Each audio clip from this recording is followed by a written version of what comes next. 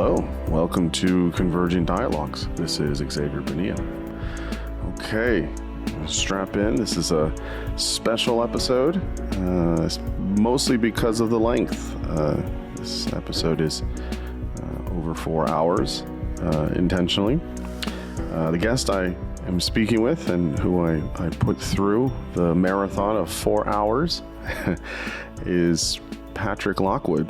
Patrick is a licensed clinical psychologist in California, and he is the clinical director at La Fuente Hollywood Treatment Center, which is a LGBTQIA addiction treatment program out there in Southern California.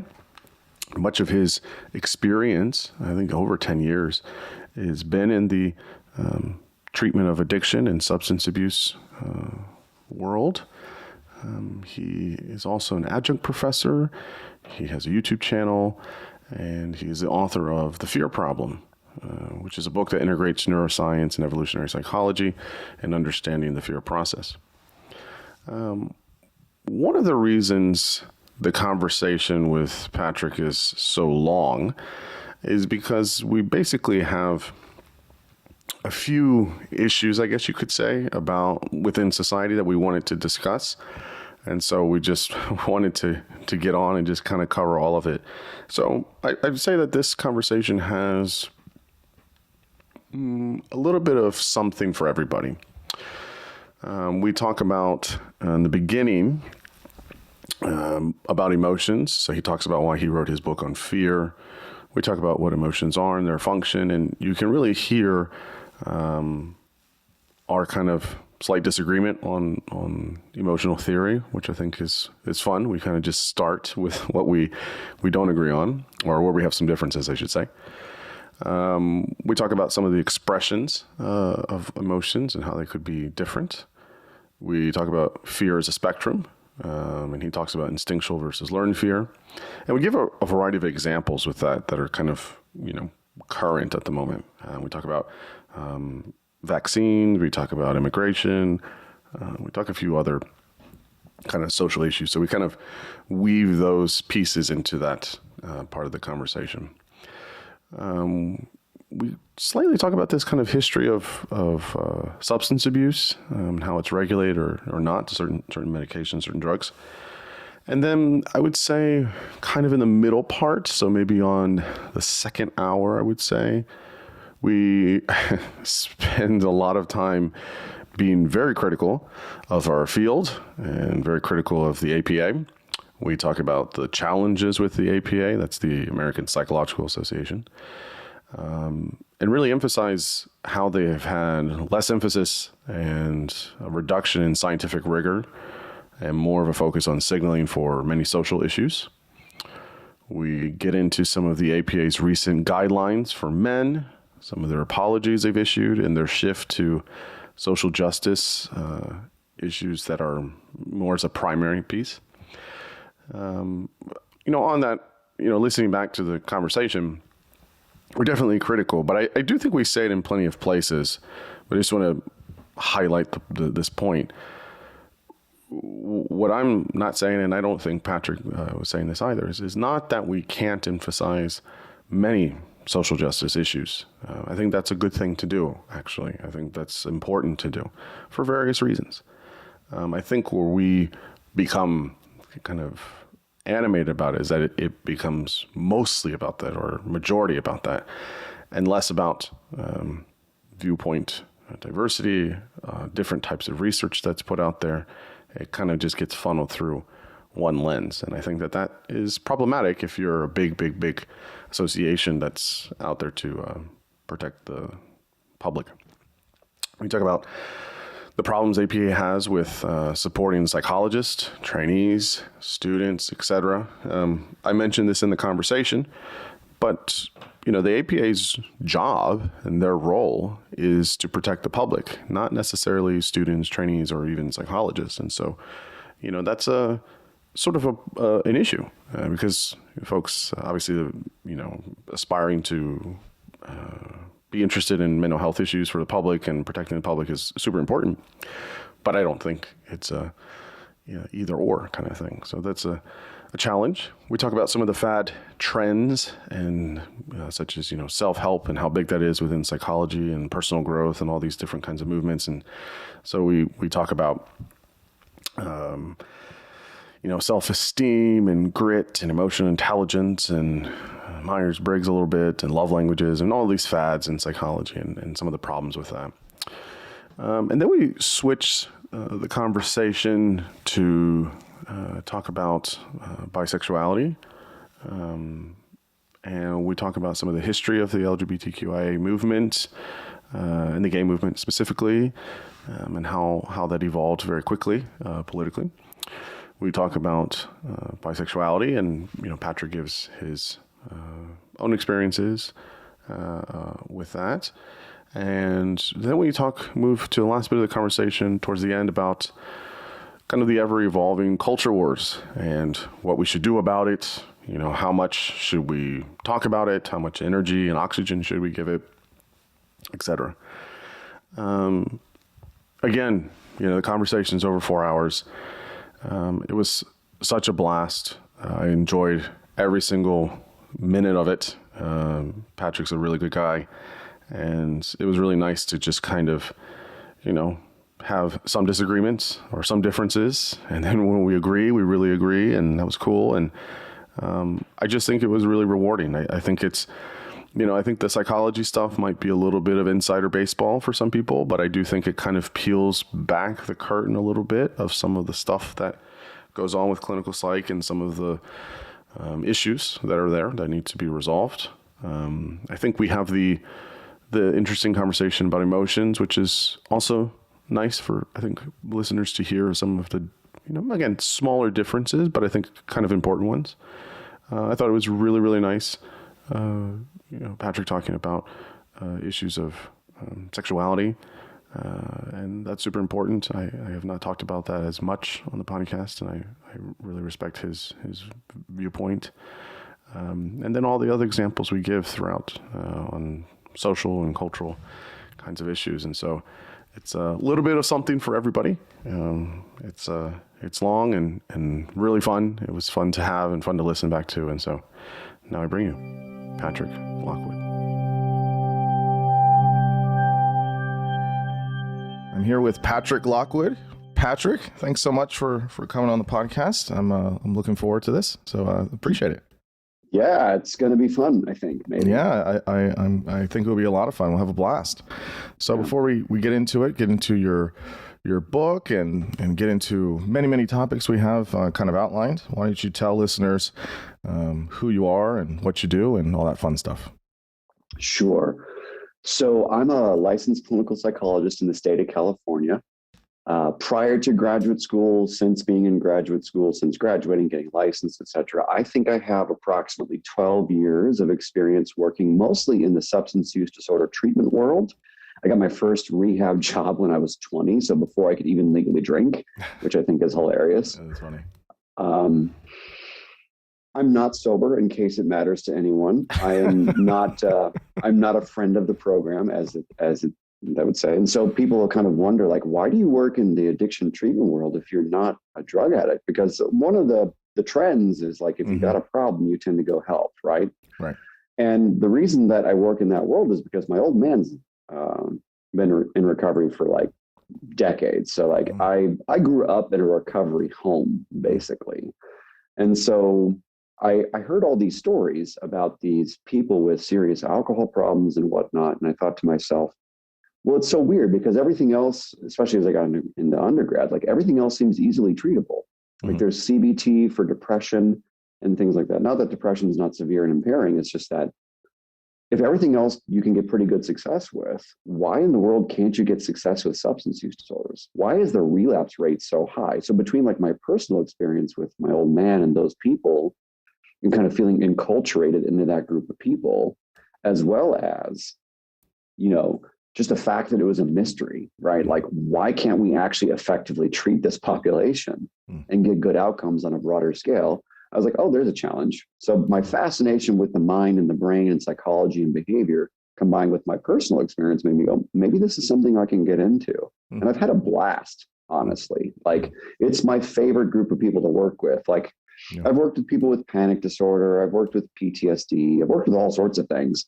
And so it's kind of like, that's good, but it just doesn't relate. It's not as, like, I guess you could say, gritty as what I'm accustomed to working with in the substance use disorder world. Not that there isn't depression and PTSD and all this stuff co-occurring with the substance use. So for me, my whole life has basically been substance use disorder treatment since 20, essentially. And so while I was in grad school, I worked in various treatment centers to make ends meet. I did the tech thing. I've been a grant writer. I've done all sorts of interesting things on my journey through academia.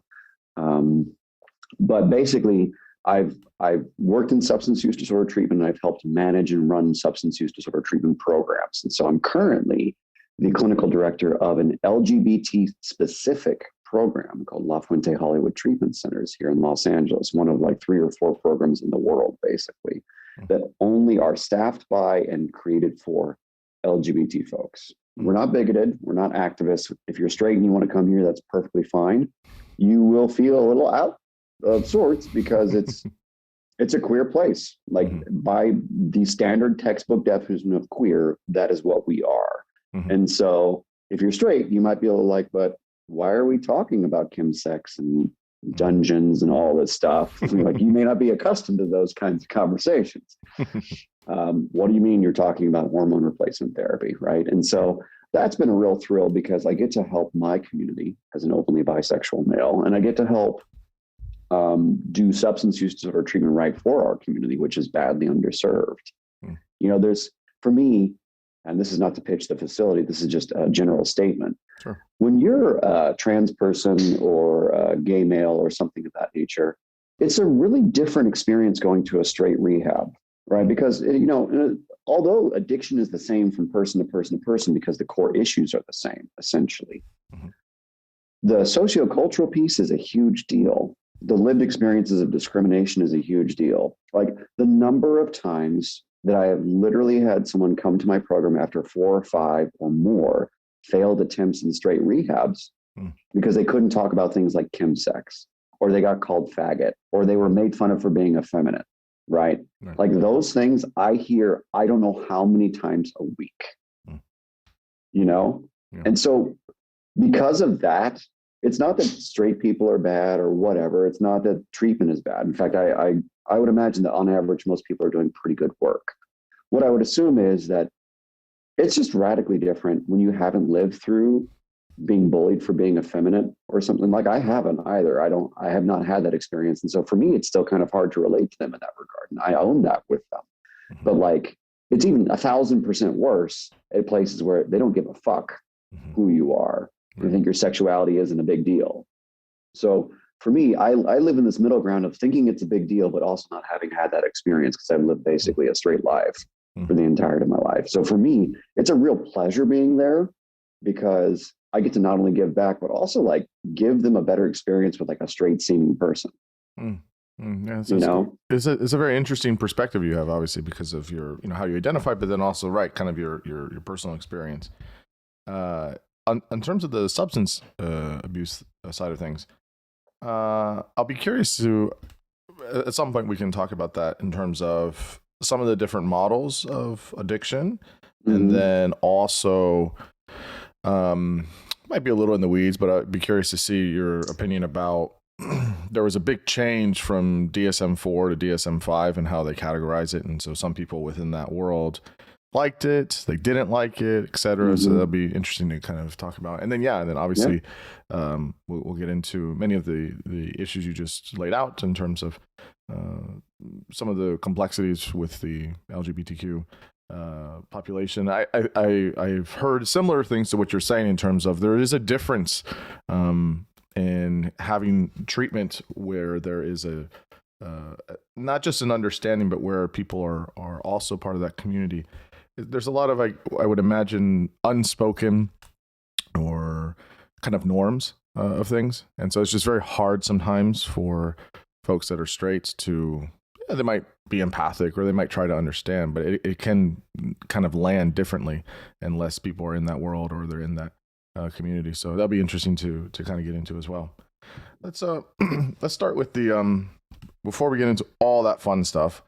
Let's let's start with your book, one of many, right? Don't you have other ones that you're gonna put out at some point? Yeah, I have some other stuff on the way when time permits. Well, that's good. That's good.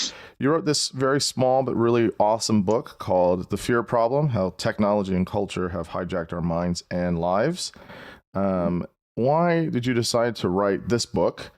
Why on fear? I mean, you could have talked about any emotion or whatever, Yeah. but and this has been out for I think 3 or 4 years now. But why did you decide to write this book? Yeah, I think something I noticed, and it was published in 2018, but I had it finished probably in the middle of 2017. But basically, what I noticed was since moving to Los Angeles in particular, about 12 years ago or so, or maybe 11 years ago, I noticed that there was a pretty challenging dynamic that was developing in my life and the life of many people around me, which was there was a lot of conflict, which, I'm fairly disagreeable. So conflict is whatever to me, but generally speaking, the conflict was continuing to escalate, not dissipate. And so there was conflict about all sorts of how Jonathan Haidt and Greg talk about how there's this magical line in the sand of this date when all of a sudden woke became a thing and everything sort of 2015, right? It's like after 2015 or whatever, something like that. Yeah.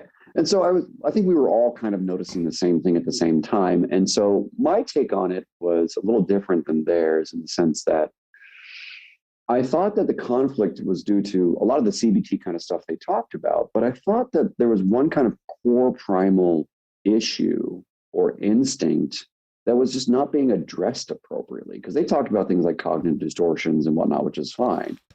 But my experience of both working with people, but also having friends across a diverse set of groups, is that the capacity to hate people and despise people and treat them as if they're your enemy when you've never met them. Like on Twitter, right? We see this all the time where someone blocks you or defames you because of something you say, right? And, for me, I try to think what is the predominant emotional force that drives that? Because I know people are really emotionally driven as a species, as much as we would like to think, right? I talk about the delusion of sophistication in my Twitter feed a lot. We like to think we're sophisticated, but I really don't believe that we are. And I believe that the number one thing that drives the boat, honestly, is affect and emotion. And so because I believe that is true based upon both my clinical experience and my personal experience, that if we could find the core affect or emotion that's driving a lot of our sociocultural problem, maybe it would be easier to use our natural strengths and gifts to collaboratively solve problems. Because if you can get the roadblock out of the way, or the major roadblock out of the way more, then whatever you're naturally good at, you can go do to solve racism, sexism, poverty, things like that. Because I think the big problem for most of these big social issues, like the isms and political crap, etc., is not that we're not capable of solving these things. Other countries have done far better at solving some of these things than we have here in the US. The issue is these other countries are better at collaborating, whereas we suck at it. Well, I mean, there's reasons for that, though, right? I mean, right. I mean, I think your hypothesis or your kind of idea is that various elements of fear is driving this, but then also, I would say you're talking about other countries that are collaborative, but again, we're a younger country and we're built on, I don't want to say anarchy, but we're built on, hey, look, we're gonna leave, England, and we're gonna do our own thing, and we're gonna, have our own country, and we're gonna do it this way. And so there's always this emphasis on rights and liberty, which is important, but I think that's just part of, Americans' DNA as well. Yeah, I think we are very much a country of rebellion and entrepreneurship is kind of the way I think of it, which is the two forces that founded us, right? And so because of that rebellion piece, especially, there's a very strong tendency towards fear of authoritarianism, fear of losing your rights, fear of something bad happening, whatever it is, right? And so that's why I thought fear was a driving force. I thought that the reason we can be so cold and cruel and we can despise people we've never met and all this is because of this natural tribal like base that we have and all this fear that promotes this. What do they call it? The behavioral immune system, right? Mm-hmm. It's a fear disgust problem. Mm-hmm. And so unsurprisingly, the vast majority of these socio-political interchanges are driven by both fear and disgust. Mm-hmm. Who would be surprised, right? Mm-hmm. So before I was kind of fully aware of the concept of the behavioral immune system, I was talking about it in this book, basically. Mm-hmm. Yeah. You know? It makes a lot of sense. I mean, you're trying to kind of, plumb further into saying, okay, like, what's really at the base of this? What's really at the core of this? I think it's right. I think fear is a huge, huge, huge piece of it. So let's do a little bit of, I guess, groundwork. And so we can, we'll come to the fear thing, but I want to, and so I don't want to get too, I have a feeling we'll have some disagreements here maybe on this, but so let's do some I guess groundwork on emotions. Okay, yeah. So I've asked this to a few different people, so I'd be curious for your take on it. So many people will have we in the psychological literature and elsewhere, we will kind of define what emotions are as divorced from affect, as divorced from feelings. So how do you usually define emotions? And then we'll get into basic and self-conscious and et cetera. So how do you usually define emotions and then separate from the other three kind of seemingly synonymous terms? I wish you would ask a more specific question as opposed to a general question. Okay, do you believe that emotions are different from feelings and affect? I'll say it that way. No. I mean, like, listen, the problem is in psychology because of the way the science is built, especially, it's easier to answer a specific question than a general question like what is emotion or something like that. That's more of a philosophy question. Well, I was just going to say, this is definitely my philosophy and theological background that comes out. And so it drives people nuts, right? Because it's just like, okay, but wait, like I need like the tangible direct. And I'm like, no, maybe we'll get there. So someday. We'll start abstract first. Okay, let's wander together, shall we? So yes. So let's see. So when I work with my patients, I have a slightly different orientation compared to when I work with my graduate students. I'm also, for those of you who don't know, I'm an adjunct professor at Cal Lutheran, very grateful to be there. They treat me extremely well. And they give me a lot of freedom to do a lot of very cool stuff with future MFTs, doctors, so on and so forth. Yeah. So when I speak to my patients, I talk about emotions in the way that probably Paul Ekman would talk about emotions. So I talk about the basic six and things like that. But I also toss in some Elisa Feldman-Barrett's mentality. Sure. And so I talk about how, although we tend to, in the West, think of our emotions in this way, in this reliable way, I guess you could say, I talk about the intense subjectivity of what we feel. And in some cases, I will differentiate, like if I'm doing individual therapy with someone, I will sometimes differentiate affect from emotion to kind of give them a greater sense of autonomy over what they're feeling, because there's some interesting research that shows that when you have more words and more specificity about your internal states, you actually feel more capable of managing them. And so I try to follow that. But for a lot of people, they're not there, obviously, because I work with a lot of people who are just like 3 days off of meth. And so having that conversation is not particularly useful to them. Sure, yeah. So for them, I try to keep it more simple. So you're pretty anxious right now. What do you want to do with that kind of thing? Whereas when they're more stable, we can have a more complicated and contextual conversation. Now, with my graduate students, I'm all about debunking bullshit.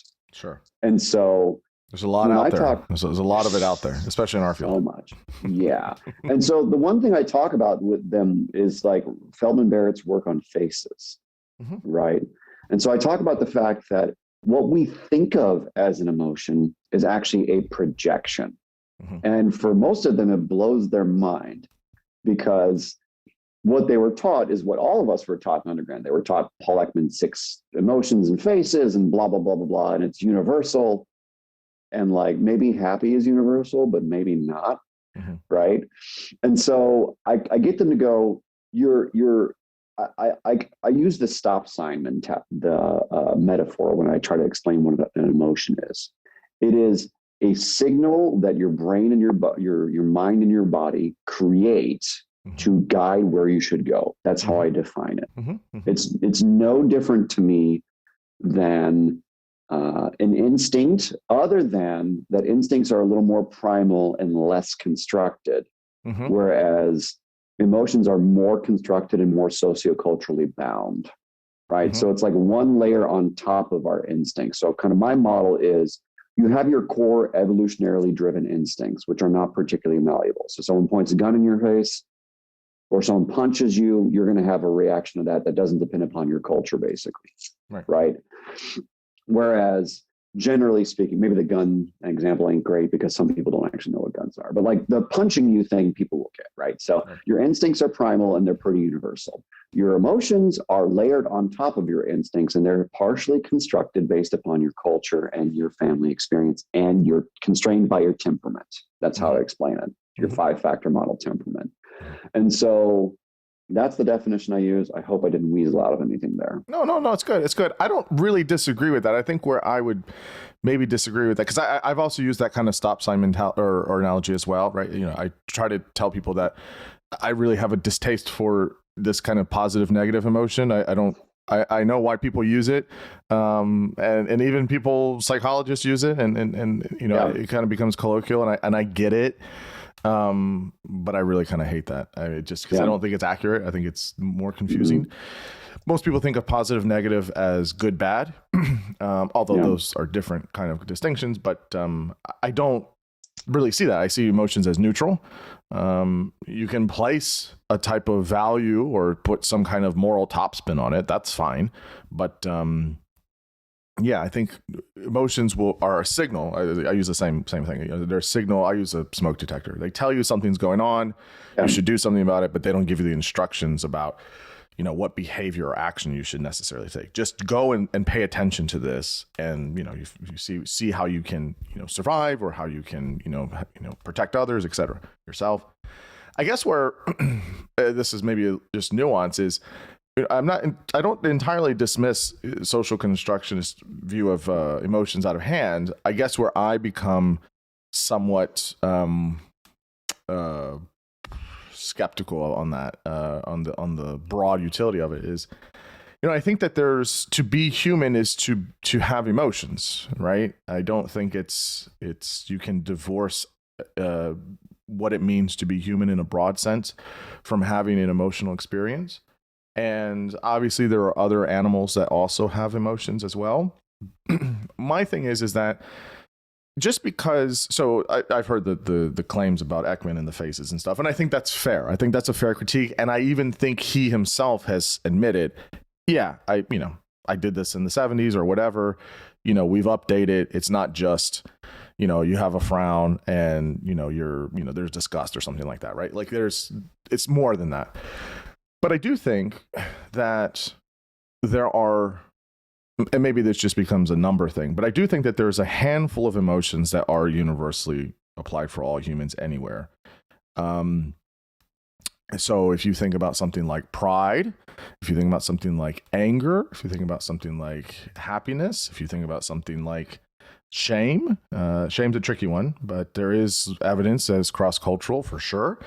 What I think is the difference is the expression of these emotions, right?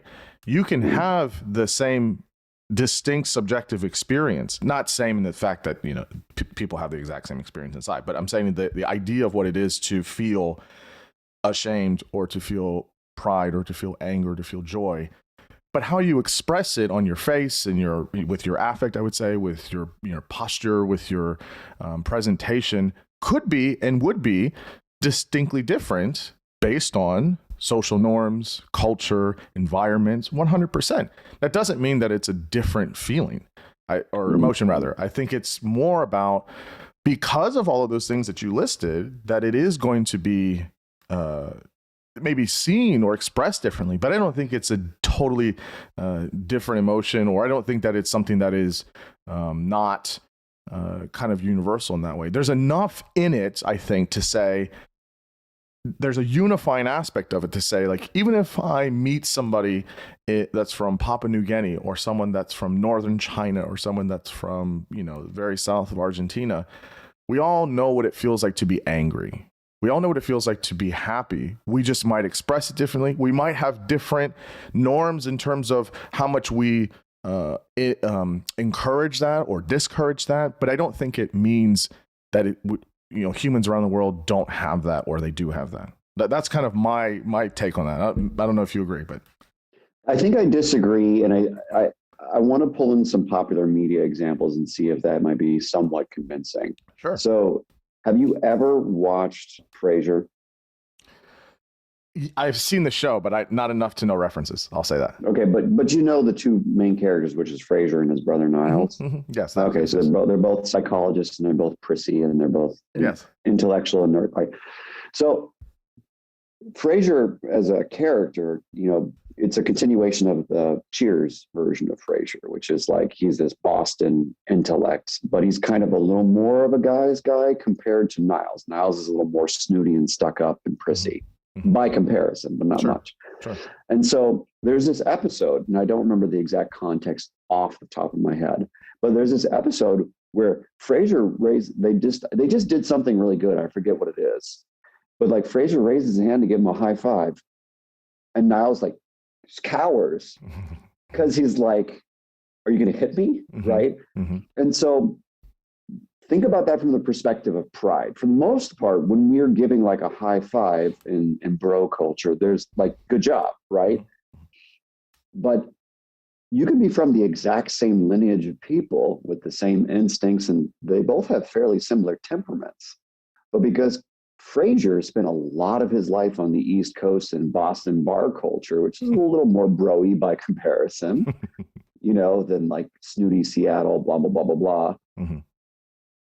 Frasier knows how to experience pride as a good thing in a positively valenced affective sense, I guess Lisa Feldman Barrett would say. Whereas Niles has no construct for that. So he can't feel pride like that, even though he's from the same culture, right, and the same lineage of people genetically, right? And so I can think of example after example in popular media where that kind of mismatch of interpreting an emotional experience and having an emotional experience, you know what I mean? That happens all the time. It does, but again, my point on this would be, it's not that they're feeling something different inside. It's just loaded with where they grew up, where their norms were. So in the example, if I go to give you a high five because it's like a source of pride, we did something, yes, whatever, and you cower because I'm going to, hit you in the face, that doesn't mean that the person doesn't also feel pride. They would just express it differently. I disagree, because what I think is, there's a valence to pride that is different for Niles than it is for Frasier. So for Niles, it's just demurred happiness. That's how he experiences pride. Whereas for Frasier, it's this excited kind of norepinephrine driven, energy kind of experience. So I think they're actually experiencing the emotion differently. That would be my rebuttal. Okay. How do you mean that? How do you mean that experiencing the emotion differently, intrinsically?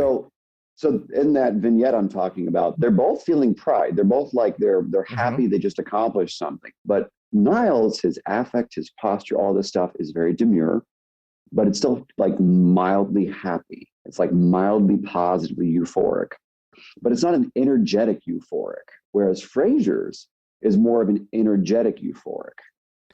So then we would be saying the same thing in that sense, because you're saying they're feeling the emotion of pride, but they're physically feeling something different, because but those two could be true at the same thing, though, right? You could feel internally pride, but then also another layer feel another emotion as well. That certainly can happen. The label that we're using is the same, but the physiological and subjective state that we would call an emotion, or I would call an emotion, the physiological and subjective state is different inside. So I'm postulating that inside, Niles has this very low level, mildly euphoric experience that he calls pride. So it's the same label, but it's not the same experience. Whereas Frasier, let's just say I'm correct about this neurochemically, but like maybe there's a little more norepinephrine to give him a little more energy in his experience of pride. So he's actually experiencing something different, even though they're using the same word.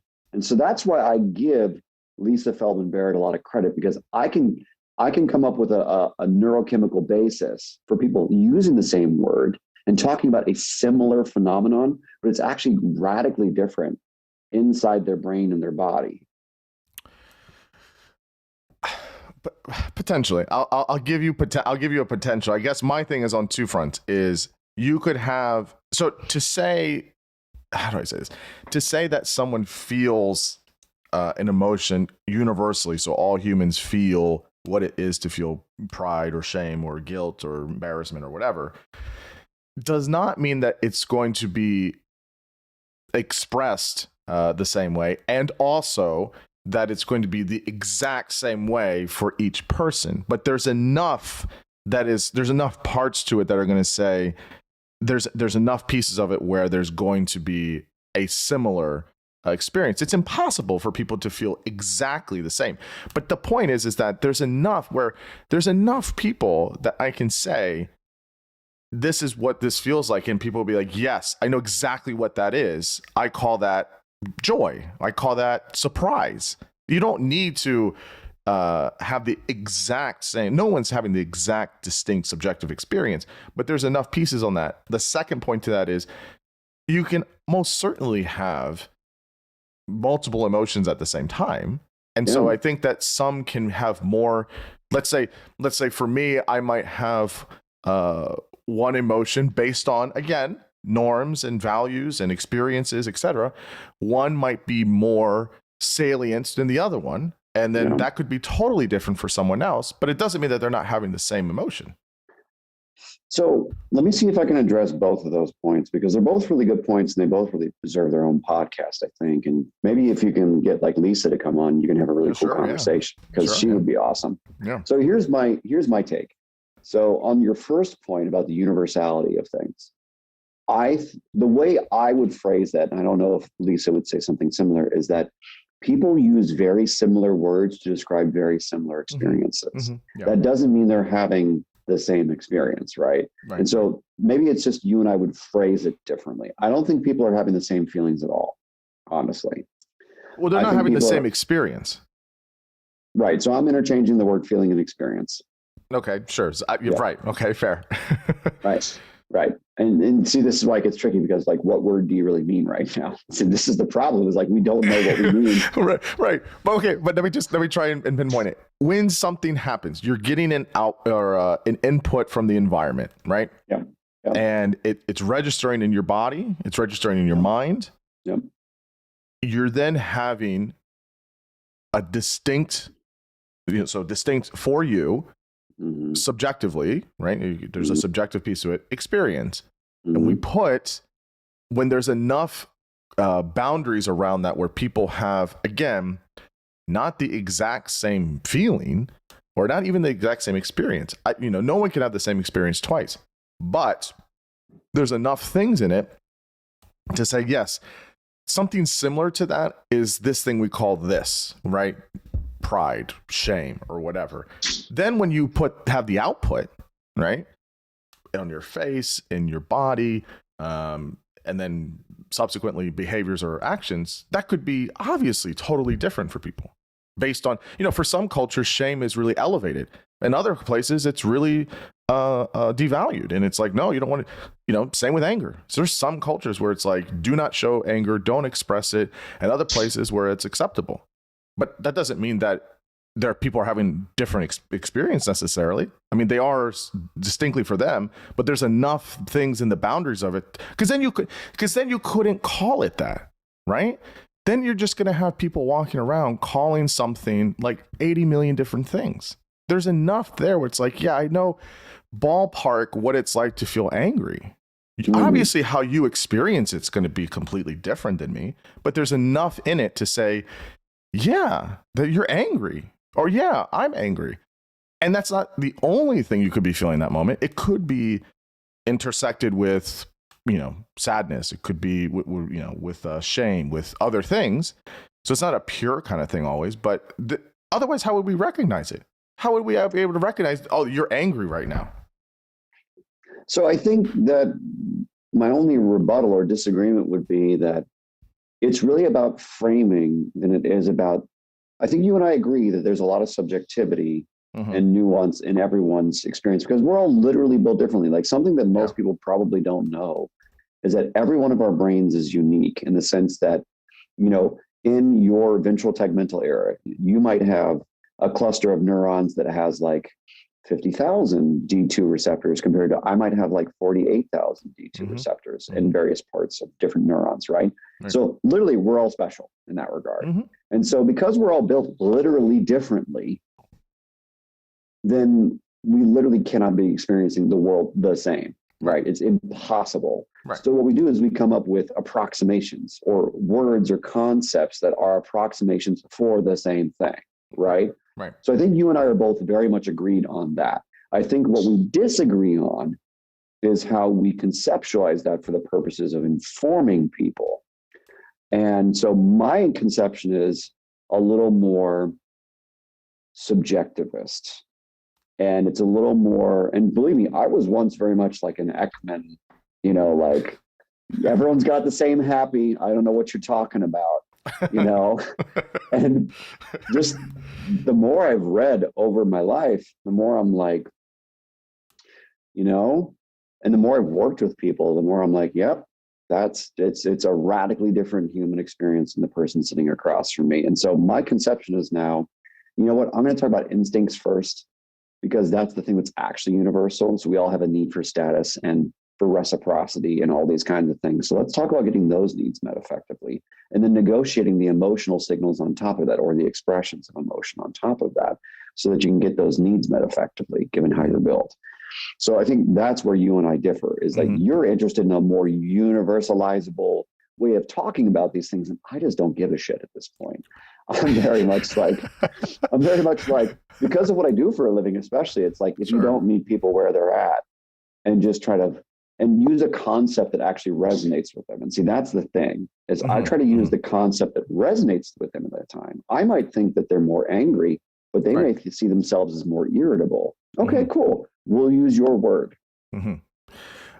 I totally agree with you. And I agree. I think there's probably only a little bit of daylight between how much we disagree on this, actually, right? I think we do agree. And I'm not dismissing, again, the constructionist approach. I think there's a lot of value to it. And I do like, because again, I'm not a hardcore Ekman person. I never have been either, at least in the way he framed it.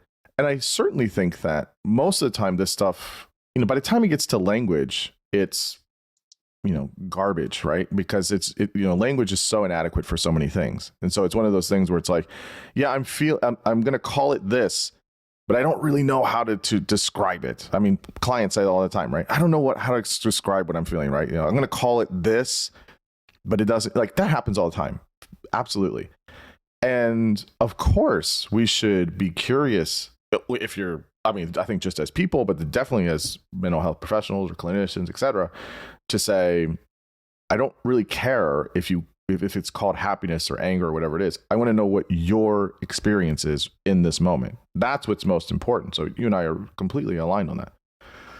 I guess it does become important of sorts to me, is there has to just be enough to say that this is a human experience, right? Obviously, what people have specifically is not going to be, it's always going to be unique, right? Even when if I feel anger in one moment and then I feel it, anger in another moment, it's not going to be the same, right? Just within me. But I think some importance of the universality of it is to say, how do we not miss the human in things? And if everyone's just feeling the same or different things, or calling it, 80,000 different things, I don't know if A, it's accurate, or B, if it's really helpful in some ways. I think in some moments it could be, because if you want to get at the specifics of a person, but I do think that there's enough things to say, here's what we know generally, but to not overgeneralize and say, well, you're feeling this type of anger, and so this is how we deal with it. I don't think that's how it really works. I don't again, I think our disagreement is a framing thing and more of I think there's little daylight between us than it may seem for listeners. So I think that, I think that generally speaking, I understand your worry about things just getting so muddy that it's useless. I don't think that will happen as evidenced by just like the arc of history, right? It doesn't seem like the arc of, especially psychological science, is just to move into obscurity, right? Like, from what I can tell, the research hasn't gone that direction as of yet. The research is trying to be more universalizable, at this point. And so I don't worry about that. I worry about us pretending that we have a universal concept that basically doesn't serve people, because I'm very much a pragmatist in my orientation about these things. Yeah. And so if we create a universal thing like anger, but then like, are we missing rage or irritability, right? Because irritability could be like the lighter version of anger, whereas rage could be like the nth degree primal version of anger, right? And so for me, it's kind of like, what do we do when we create these universals, but they just don't necessarily serve people? So that's the real pushback I would have for you at this point. So to my point on that would be, the importance is creating better taxonomies. I like this idea of having like an umbrella group of sorts, right? That says, okay, here's compassion and empathy, sympathy, affection, care, whatever. It's all the same shit, right? We're just really splitting very small hairs here, but really what we're talking about is under this umbrella of compassion. That's it. These are sub categories of pretty much the same emotional kind of system. Something like that, I think, would be particularly instructive in understanding that. Like, so if somebody says, in your analogy, anger, well, you have irritability, rage, frustration, whatever you want to call it, fine, but it's under this umbrella of what we call anger. I think that, to me, is I think satisfactory in some ways. Have you seen a feelings wheel? Yes, I have. Okay, I love your reaction because it's the same reaction I have too. So I think what you're talking about is the exact same thing as a feelings wheel, honestly, in essence, right? Yeah. And so that's a perfectly fine approach to things, where I think, from an academic perspective, people have tried to create a taxonomy, and it's constantly being obliterated, essentially. Yes. And so I think we should just be okay with the fact that it's going to continue to be obliterated, because we're going to try to get a better understanding of things now that we have more access to more people, more minds, and more ways, essentially. I guess my this is the last thing I'll say on this, right? Is I guess my worry is, if somebody is saying this, right, I feel this, and it's not that, right? It's not anger. It's what they're talking about. They feel sad, or they're confabulating emotions, right? And they're not. When does that happen, though? But like, what's not what's anger the and test case sadness, for that? not anger and sadness. I'm not saying that, but I'm just saying where somebody will say, I feel, I feel a certain way, and it's like, well, that's not sadness. That's actually what you're describing as shame. It's like, oh, well, that's wildly different. And then if someone says, you know what, yeah, that is, I had this wrong. I was thinking about this, but actually, yeah, but you have to have some definition of that. If you're just saying, oh, I feel sad, or if they're kind of doing this, like throwing this huge net where they just say they're sad for all of these totally different things because they don't have the way or the language to speak about it, but internally they're like, this isn't the best way, but you know what? It's just sadness. That's all I can say. It's sadness. It's like, no, it sounds like you're talking about regret, or you're talking about guilt, or you're talking about, that's not sadness. That's something different. I guess that's what my word would be. How often does that happen? I mean, as a clinician, I think it happens all the time with clients. They'll say, like, it's this, had that happen. It's this, and it's like, really? Okay, is it that? Okay, well, describe it. I usually tell people, can you describe what you're feeling? Describe it. Well, it's this, and it's like they're describing shame. I just feel like a horrible person. I don't want to be around anyone. I wish I could just kind of just disappear. It's like, oh, that's not sad. You might feel sad too, but that's shame. But if you have to have a definition of what that is, if you're like, well, it's whatever emotion you want to call it something else, whatever you construct in your mind, that's what it is. There's no universal shame thing. That is such a straw man of Lisa Feldman talking. Oh, please, dude. She does not say that. I have nothing against her. I have nothing against her. I mean, I'm just saying that kind of Listen, organizing. Maybe you deal with more radical postmodernist idiots than I do, but the general, I'm going to get canceled for that, but whatever. Like, generally speaking, most people are pretty like happy that their clinician will be like, oh, let's explore that together, and maybe there's a new word I can help you with.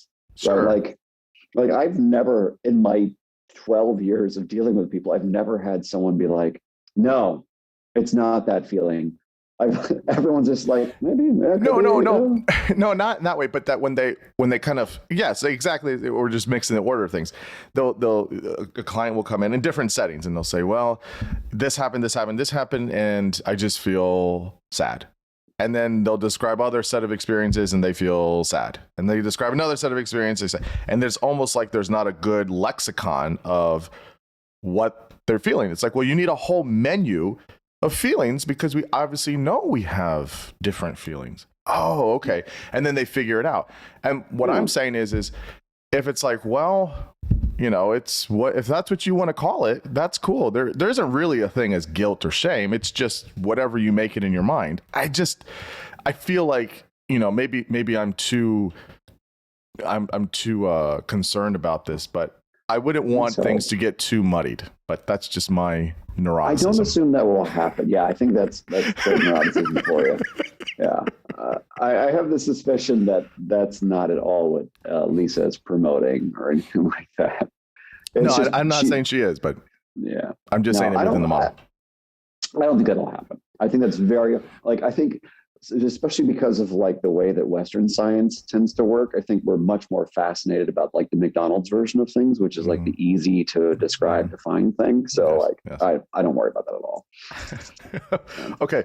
So I guess about fear. So let's just, so this is what most of your book is. So the reason we did this whole very long preamble about emotions, which is helpful, I hope, is how are you understanding fear then, right? So and what's generating that and the different types of fear and all these types of things, especially as it plays out in our culture and such.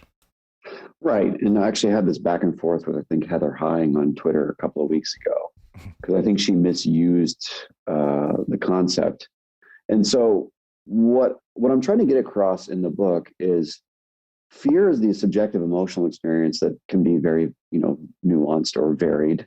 But the instinct that we're working with is our threat management system, basically.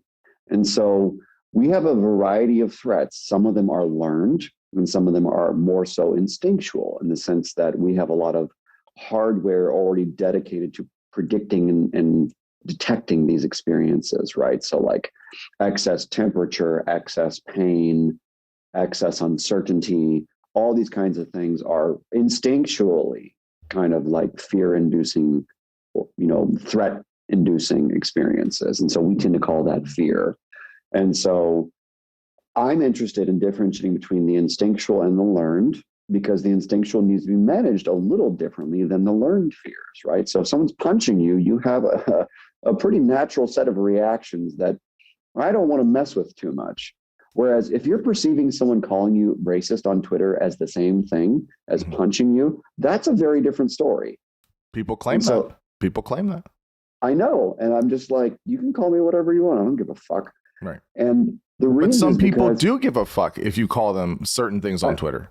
I know. And I think that that's not stoic enough or something like that. I just think it's completely silly. And the reason is it's silly is because, yes, we have a learned fear to perceive threat when someone debases us or calls us a name, right? Because like we do have a natural instinct about losing status, right? So we do feel threatened when we lose status. That's something that's built into us. And so what I explain in the book is that every learned fear is built on top of some instinctual experience that is evolutionarily necessary. So we do need to be worried and feel threatened when we lose status.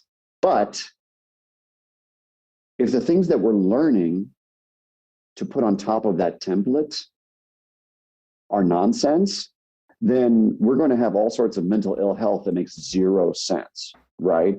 And so that's why things like racism or transphobe or whatever, I'm just like, you can call me whatever you like, and we're going to have a good time. And the reason is because learning to be afraid of that, the actual threat to your well-being is, in a Bayesian sense, it's not really there. You might have some priors that are misinformed, right? Because they're built on edge cases. But the edge cases are not the vast majority of people. If someone calls me a bigot or a racist, like I got into it with this guy about this piece just before we got on here, and like, I don't give a shit if he calls me racist. Zero fucks given. And I haven't thought about it since just saying this right now, because like the threat to me is he calls me a bigot or something, and maybe 100 people are upset. But if I give the Steelman version of this other argument is what words you say or what you call people, it could be hurtful and it could be violent. It could be, how is that any different than getting punched in the face? I mean, verbal and emotional abuse is just, I mean, I'm going to say just as, but it's serious like physical abuse is. How can we not say that it's not? I mean, and maybe that's you. Maybe you're just, much easier to just kind of let that roll off of you, but maybe other people know and they can't. That really does hurt them and it does impact them. And what do we say with that variance? Right. And I think it's fair to say that, trait neuroticism or whatever the reasons, it's going to be very difficult for some people to hear words like racist or something like that. And I think that's where, as clinicians, the important thing is like learning how to develop resilience and build some calluses appropriately. But from an objective point of view, the actual literal likelihood of something detrimental happening to you is so minuscule that when you have that reaction is not serving you because it's supposed to serve you. Like when you have a threat management reaction like fear, it's supposed to serve you in an adaptive way. And so my argument in the book is that a lot of our learned fears are not adaptive. They're not serving us. They're actually maladaptive, right? Worrying about your status on Twitter is kind of nonsensical. And the reason is because for 99.8% of people on Twitter, your status is never going to make you any money. Right. And it's never going to do anything for your immediate social and physical well-being. So it doesn't matter if you have 500 followers or 5,000 or 500,000. It matters almost none for the vast majority of people on Twitter. But what I would argue is that having an awareness of your need for status is a wonderful thing. And the great thing about these technologies is they've now taken all of our instincts and shown them to us in glaring colors, essentially. So now we have to we finally have to reckon with our instincts. Okay, so in terms of fear, right? So so you're making this distinction between instinctual and learned fear. Okay, fine. Instinctual is the fear of someone comes in my house right now with a loaded shotgun. I'm not even going to think about what I'm having for lunch. I'm just going to be like, okay, how do I not die? And my fear system takes over instinctually. I don't have to think about it. Boom. How do I survive? Got it. I do think, though, that maybe for some people, based on their experiences, that could be, I guess you could say, a learned fear, but that helps them to not die. Or, I think of people that are victims of certain traumas, or if they've had very negative experiences, they have this learned fear, but that also helps them survive. And so you're saying that, I don't think you're saying that isn't a helpful thing necessarily, but I think maybe the line here between what we would say, I guess, clinically adaptive or maladaptive could get fuzzy on this, no? Yeah, and it's intentionally fuzzy because I kind of like the discussion we were having prior about like what's an emotion and all this stuff. Right. by nature, by how we are physically built, it has to be fuzzy, right? Like I can't sit here and say to you that your worries about status on Twitter should be the same as mine. Right? I can make a generalization that for the vast majority of people, it's not a huge fucking deal. Right. But if for some reason you have these grand designs of being the next Jordan Peterson or something, right. Then I do not at the moment. I do not. Okay, good. So smart. But like generally speaking, like if you do have those grand designs, then your excess threat response about loss of status is actually a big deal. Right.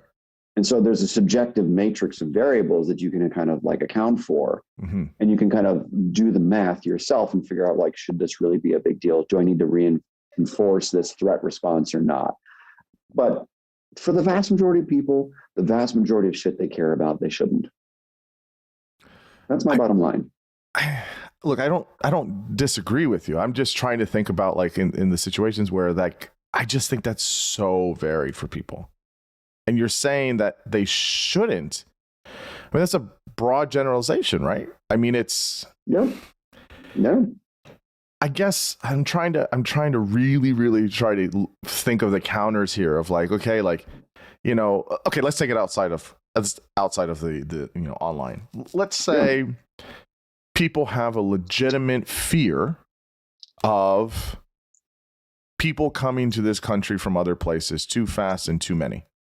That's a legitimate fear that people have. They live in a small town. All of a sudden, you got people coming from different countries, speaking different languages, having different foods, you know, putting up shops that look different and sound different and smell different. And people have a fear. Now, I don't want to make this a false dichotomy, but I mean, there's a part of that that's not learned, right? I mean, a part of that is instinctual. How am I going to survive?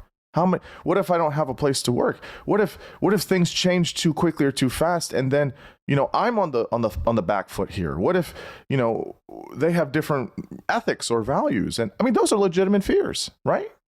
Yeah, let's talk about this as a spectrum. Okay. Right. Okay. So like there's a spectrum of so-called xenophobia, right? We're on the most extreme conservative, negative stereotype, racist, whatever end of things.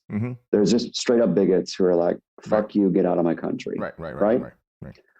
And one of the core processes that underlies this end of the spectrum is the same process that underlies this other end of the spectrum, right? So this other end of the spectrum is closer to what you're describing, which is like you're your average person who's not particularly bigoted, who's not particularly xenophobic or something of that nature. Right. But they have this behavioral immune system that all of us do, which is like to fear the other because the other could carry disease or anger or something like that. Right. And let me just clarify that it's literally the other. It has nothing to do. It could be the other from another small town in the United States. It's just the fact that you're from another place that's not from there, and I don't know you, and I don't know what's going on. It does not necessarily have to be loaded with xenophobia, racism, bigotry, etc. Okay, yeah. Right, yeah. So the behavioral immune system is a real thing. I have a lot of confidence in that concept as a part of our kind of psychological hardware, and so because we have a need, let's say, for safety, like that is a core mammal fundamental need, right? The general principle would be we're going to act in such a way that reinforces our safety, essentially. And so if you're on the lighter end of the spectrum or the more, you know, tyrannical, fascist, whatever end of the spectrum, the same core need is there, but it's being expressed very differently and to some various different extremes where it's like, I would imagine that someone that's on the lighter end of the spectrum maybe is a little more open-minded. They would score higher on the factor of openness to experience, or maybe they'd score a little bit lower on trait neuroticism or something like that. And so those variables come into the picture too, right, when you do the math. And so you look at temperament, you look at culture, and you look at like relative real risk. You look at those kind of three dynamics. And so you can make some sense of why someone's more fascistic or more like a regular person who's just irrationally afraid. And so if they're just irrationally afraid like a regular person would be, you can do all sorts of stuff with that. You know, cognitive therapy for social anxiety disorder is extremely effective, basically. Sure, yeah. And I liken it to social anxiety disorder because all that is is a miscalculation of your kind of Bayesian reasoning about threat socially. That's all it is. And so you can do all sorts of exposure-based work and challenging cognitive distortions about perfectionism or whatever. And people generally, and this is what the social psych research says. Literally, we have decades of social psych research about immigration specifically that says when you expose people who are very kind of fearful or xenophobic to positive counterexamples of the scary immigrant or whatever, they actually become less biased. Because they're seeing that the person is safe. Right. Well, they're seeing that, and they're seeing that it's a person. It's another human being, that they care about their family just like I do. They care about having a job and being healthy and having good education. Like that, people around the world, that's a human thing. Like in a modern society, that's a human thing, regardless. You could pray to a different God or pray to no God. You could dress differently. You could whatever. Those are particulars, and that's fine. But the humanity of it, as a person, is kind of the underlying thing there. And so you're absolutely right. I mean, people that have had exposure to this, to folks that are from different places, like, oh yeah, they're safe and they're a person like me. Okay. The problem with that is scalability, right? It's very hard to scale that. And so, I think people will sometimes be a little lazy, or they don't want to do that, or they don't have to do that, or, they enjoy the visceral reaction of maybe being a little bigoted of sorts. It kind of feels that's real good in the short term. I think some of that stuff can, or kind of like what you were saying with the tribalism piece, or there's a certain status thing that you get from doing that. Every time I think of status, I just think of pride, but it's just not a one-to-one, but it's one of those things.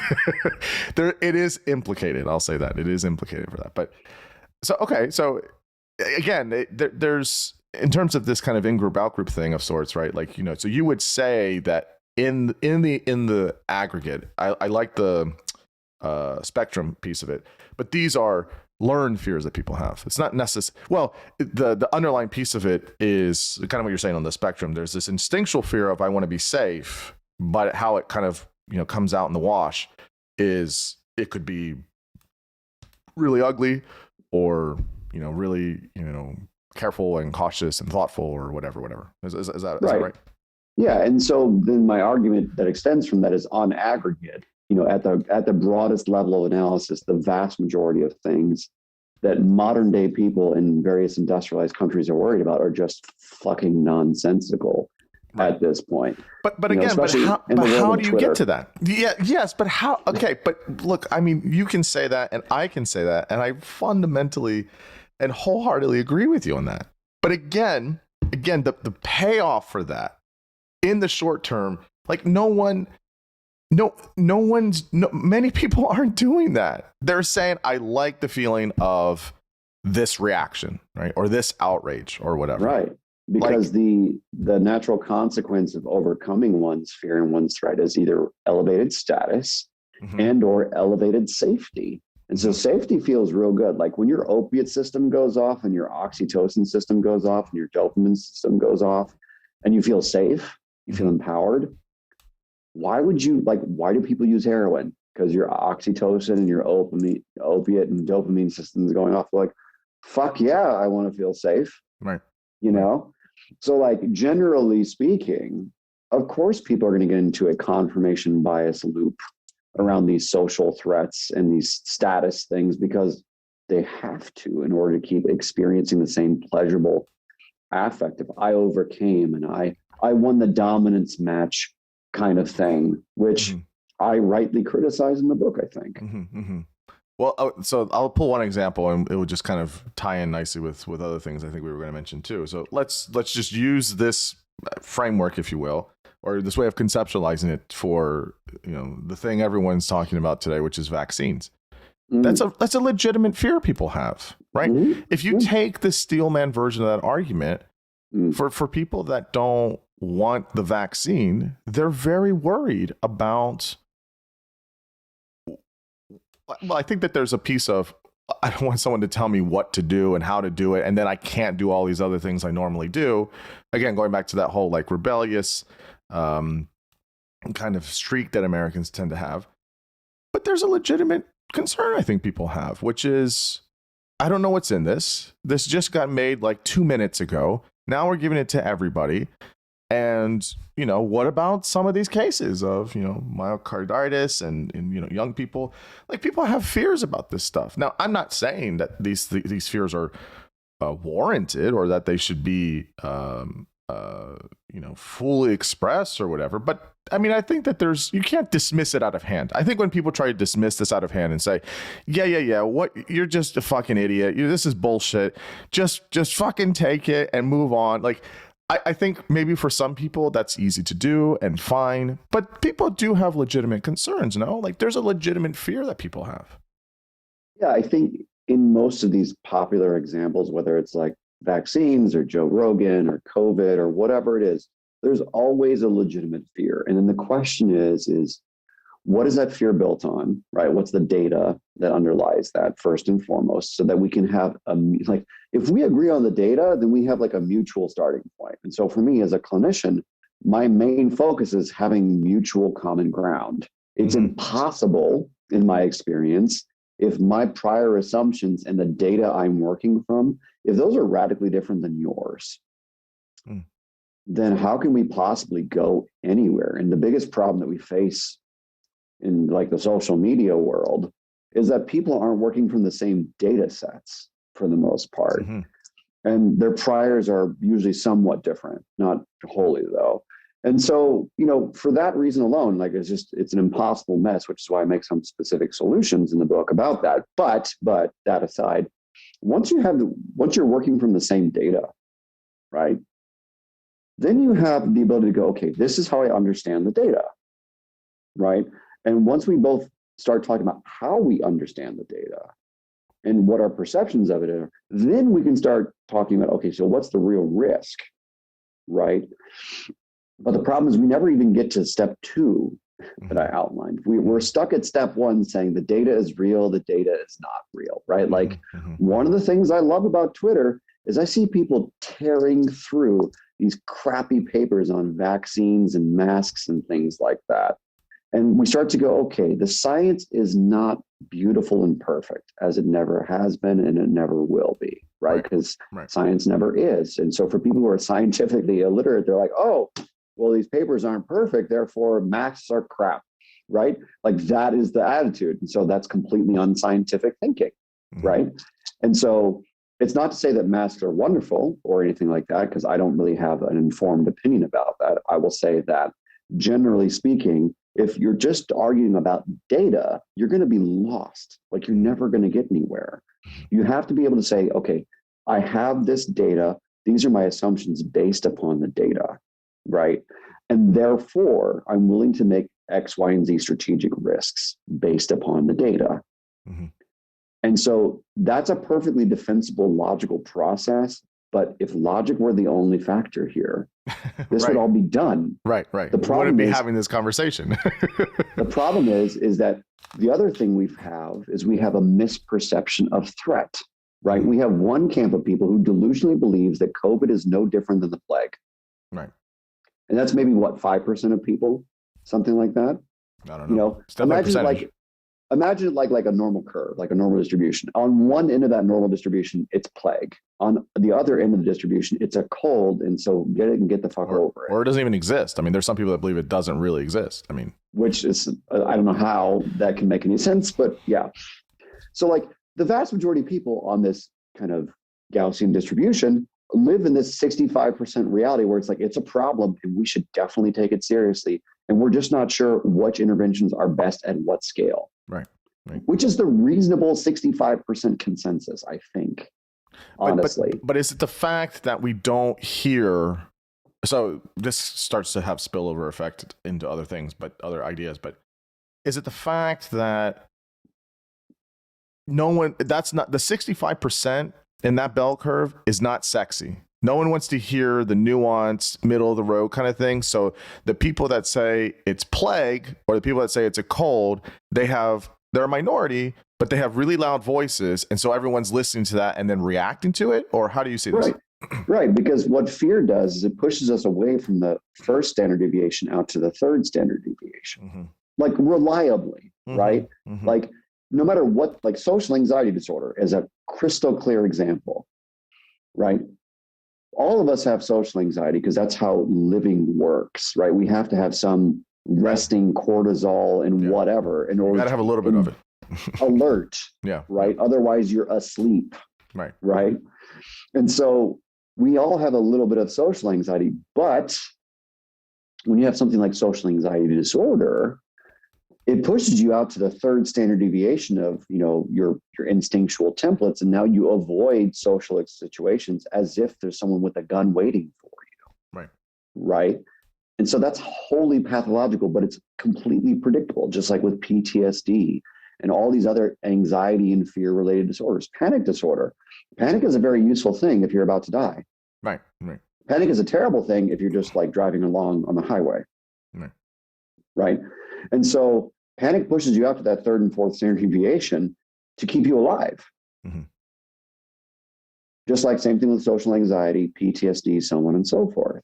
The problem is that in 98% of cases or something, you're not going to die. Right. You don't need to rage out at anybody.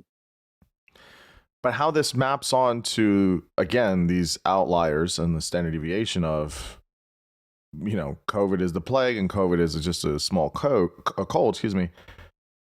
You know, you're positing kind of with the example of, you know, social anxiety that there's something underlying it that is legitimate, but it's how it pushes you all the way out to the far ends of things. But isn't that again, that's an artifact of technology, though. That's an artifact of how things are communicated, which I talk about in the book, Mm-hmm, which mm-hmm, is mm-hmm.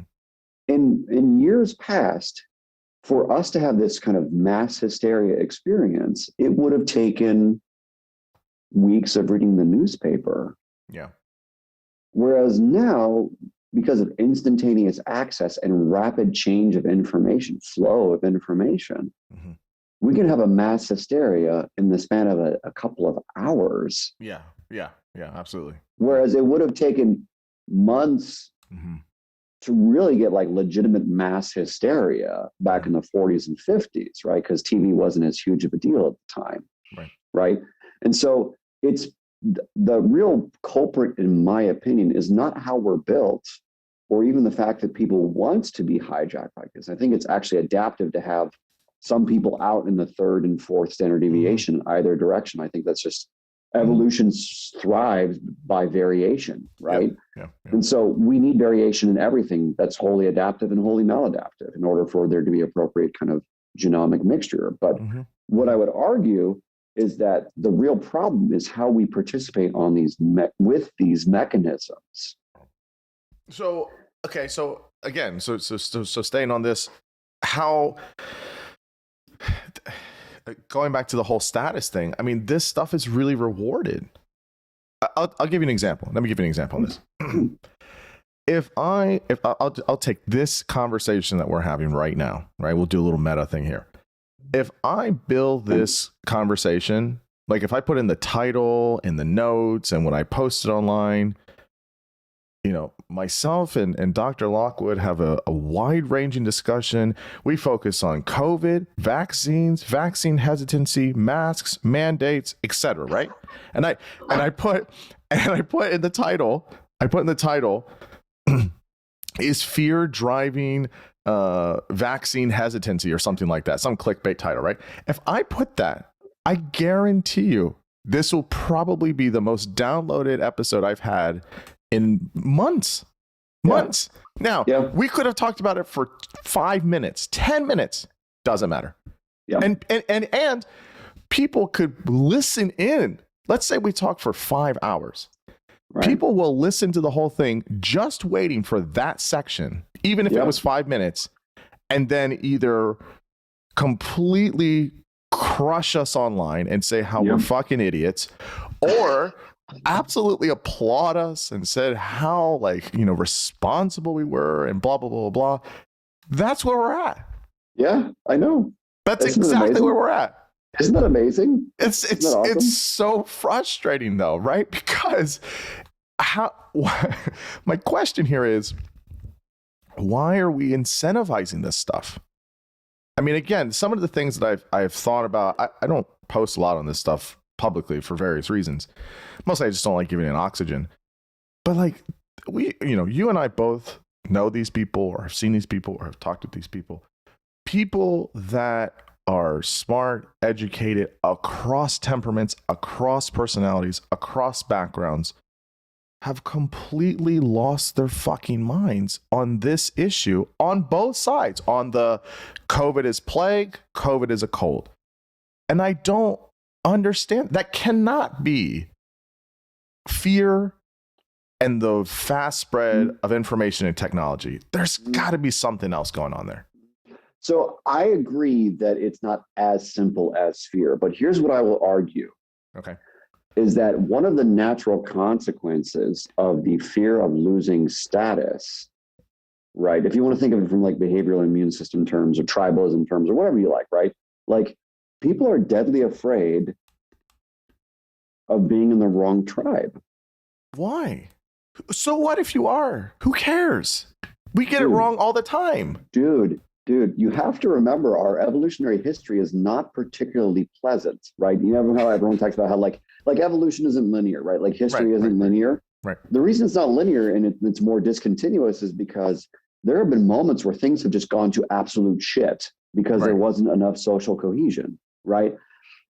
And, or because of natural disasters like asteroids or whatever it is, right? So there's always the looming threat of some unknown force, and that if you're not enough on your toes and collectively engaged, then you are fucked as a tribe, right? Like that is like when people talk about tribalism, they always poo-poo you because like, oh, you're overusing this term. But like those people can go fuck themselves, in my opinion, because this is honestly the most important thing about being a mammal, in my opinion, which is the need to affiliate and collaborate actively, right?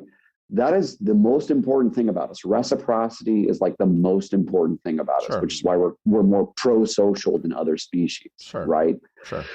The problem is that when reciprocity needs are violated on a consistent basis about something that could be life-threatening, all of a sudden you could be out of the tribe. And that is a huge deal. So although tribalism is not fear per se, it is the natural instinctual process that relates to threat perception. So I feel pretty confident in that particular take. I'm open to being challenged on it, but I seriously would like status may be there, but it's more about like cohesion so that we don't die. And that's hardwired into us, man.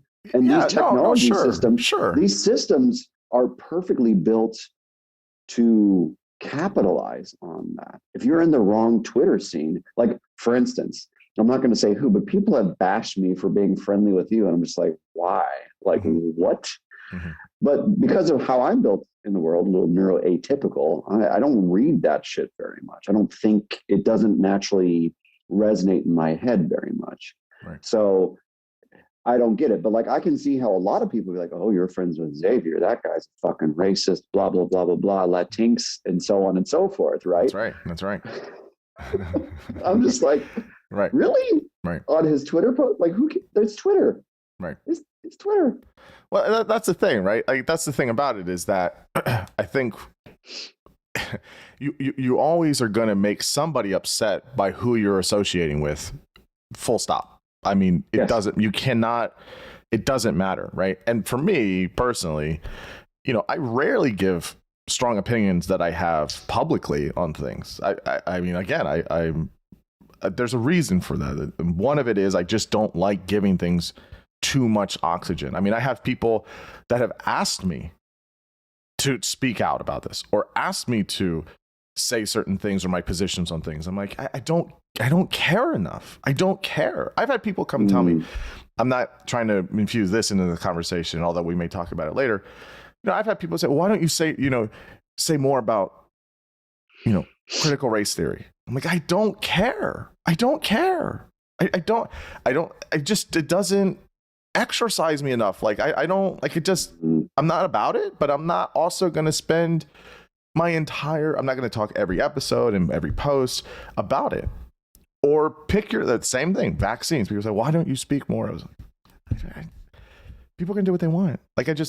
But usually what people do pick on me about is I'm both sidesing, right? I'm the evil moderate centrist. That's, really what is it? I'm either a bigot in disguise, or I'm this in disguise, or I'm smuggling something else in, or I'm trying to play footsie with certain types of people and I shouldn't. And, that's the thing. And really, publicly or privately, I like having people of all different types of ideas and opinions. And I'm friends with people I vehemently disagree with.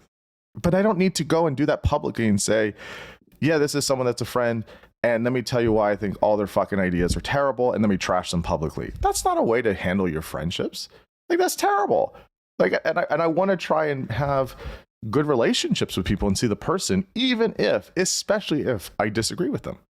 And I guess for me, and this might be a temperament thing, I don't know why that's hard for some people. I don't really have a tribe. It's fine. I don't need one. I mean, maybe on some things, but it feels when people kind of make these two extreme buckets and you got to fall into one of them. I don't know why. Because fear creates dichotomous thinking, dude. Social anxiety disorder. I keep coming back to it. Dichotomous thinking, right? Tribalism, dichotomous thinking. It's just anxiety disorders 101, trauma disorders 101. I don't disagree with you. I agree with you, but it just seems so simplistic to me. It can't just be that. Yeah, dude, it can be. People are simple. We are much, but we are more primitive than we give ourselves credit for. I seriously believe it's delusional to think we're that sophisticated. Yeah, we've got really cool technology. We've been to the moon. We're going to go to Mars. That's amazing. Right. However, we are still apes. I'm fully convinced. There's going to have to be one hell of a social revolution in on this planet for me to be like, maybe we're not really apes. You know what I mean? I'm waiting for that universal healthcare. Everyone's physically fit. Everyone's pro-social and cooperative, and everyone accepts each other's temperament differences. When that world exists, I'll be like, yeah, we're not apes anymore.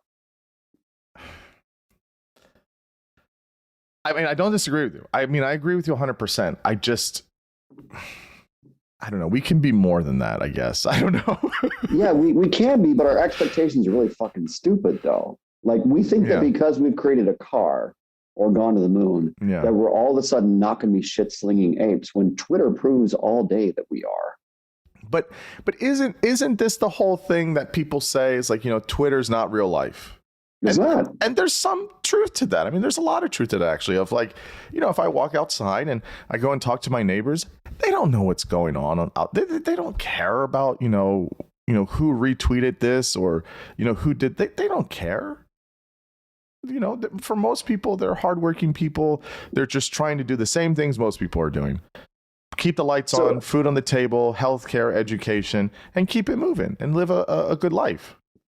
So Twitter is not real life. I completely agree. What I believe Twitter is Twitter is a giant permission-giving exercise to be whatever you want to be, because there's ultimate immunity, basically. It's obviously the case that some people do get canceled because of the shit they say on Twitter. I look forward to that personally. That being said, I generally speaking believe that Twitter just gives you permission. Since there's no real risk to you, you are feeling freer to be more of what you could be.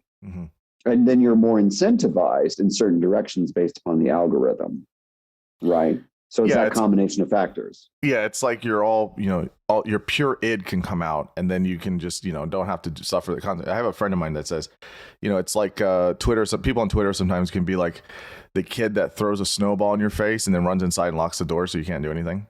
Yeah. Yeah. Seriously. Which it does feel that way. I mean, I don't know.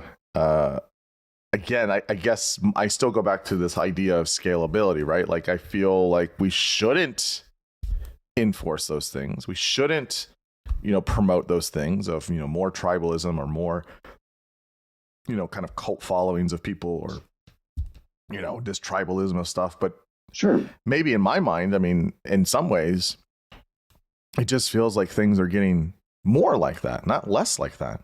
Whether it's on politics or whether it's on the pandemic or whether it's on other particular issues, like immigration, things like that. Like it just feels more and more of that way.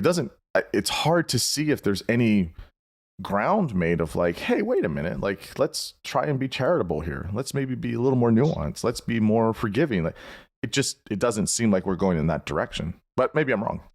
Well, I don't know what direction we're going in, honestly. I think it's really hard to look at the data from like the meta perspective and have a clear idea because the social landscape shifts just rather rapidly. What I would say is like on the scalability of solution side of things, my book isn't particularly profound with regard to solutions. It's really not. It is very standard nonsense that if you've ever seen a therapist, you probably have heard about these things. The one thing that's a little different in the book that I will push a little bit more is the part where I encourage people to expose themselves to different views more consistently. I think I said something like an hour a week of just like listening to a different podcast or watching a different show or something like that. Because the reason is back to the data piece I was talking about. If we're operating from different data sources, then we're clearly going to be at odds with each other in an unnecessary way. But the more we can look at other sources of data, basically, the more it will force us to change our priors. And so then we will have a new way of looking at what we perceive as threats. It won't change anything radically. It's not going to cure social anxiety disorder or something. But the whole point of exposure therapy is to give you new data. Right. That's literally the whole point. Yeah, that's to me, and people on both sides get upset with me about this, is the problem with that is exactly what you said earlier, is we're not playing by the same set of rules, right? It's like playing in terms of the data, right? We're looking at two sets of data, right? It's like, if we're trying to play a tennis match and, you have your rules and I have my rules, and it's like maybe some overlap, some similarity, but it's like, no, we're not playing the same game here. Like we want to, but we're not. We're saying these set of rules, these set of rules.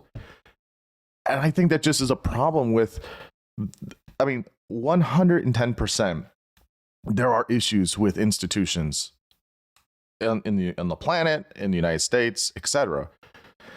But there's this very in vogue kind of way of being anti-institution because they have faults or because they have issues. And again, 110% they do.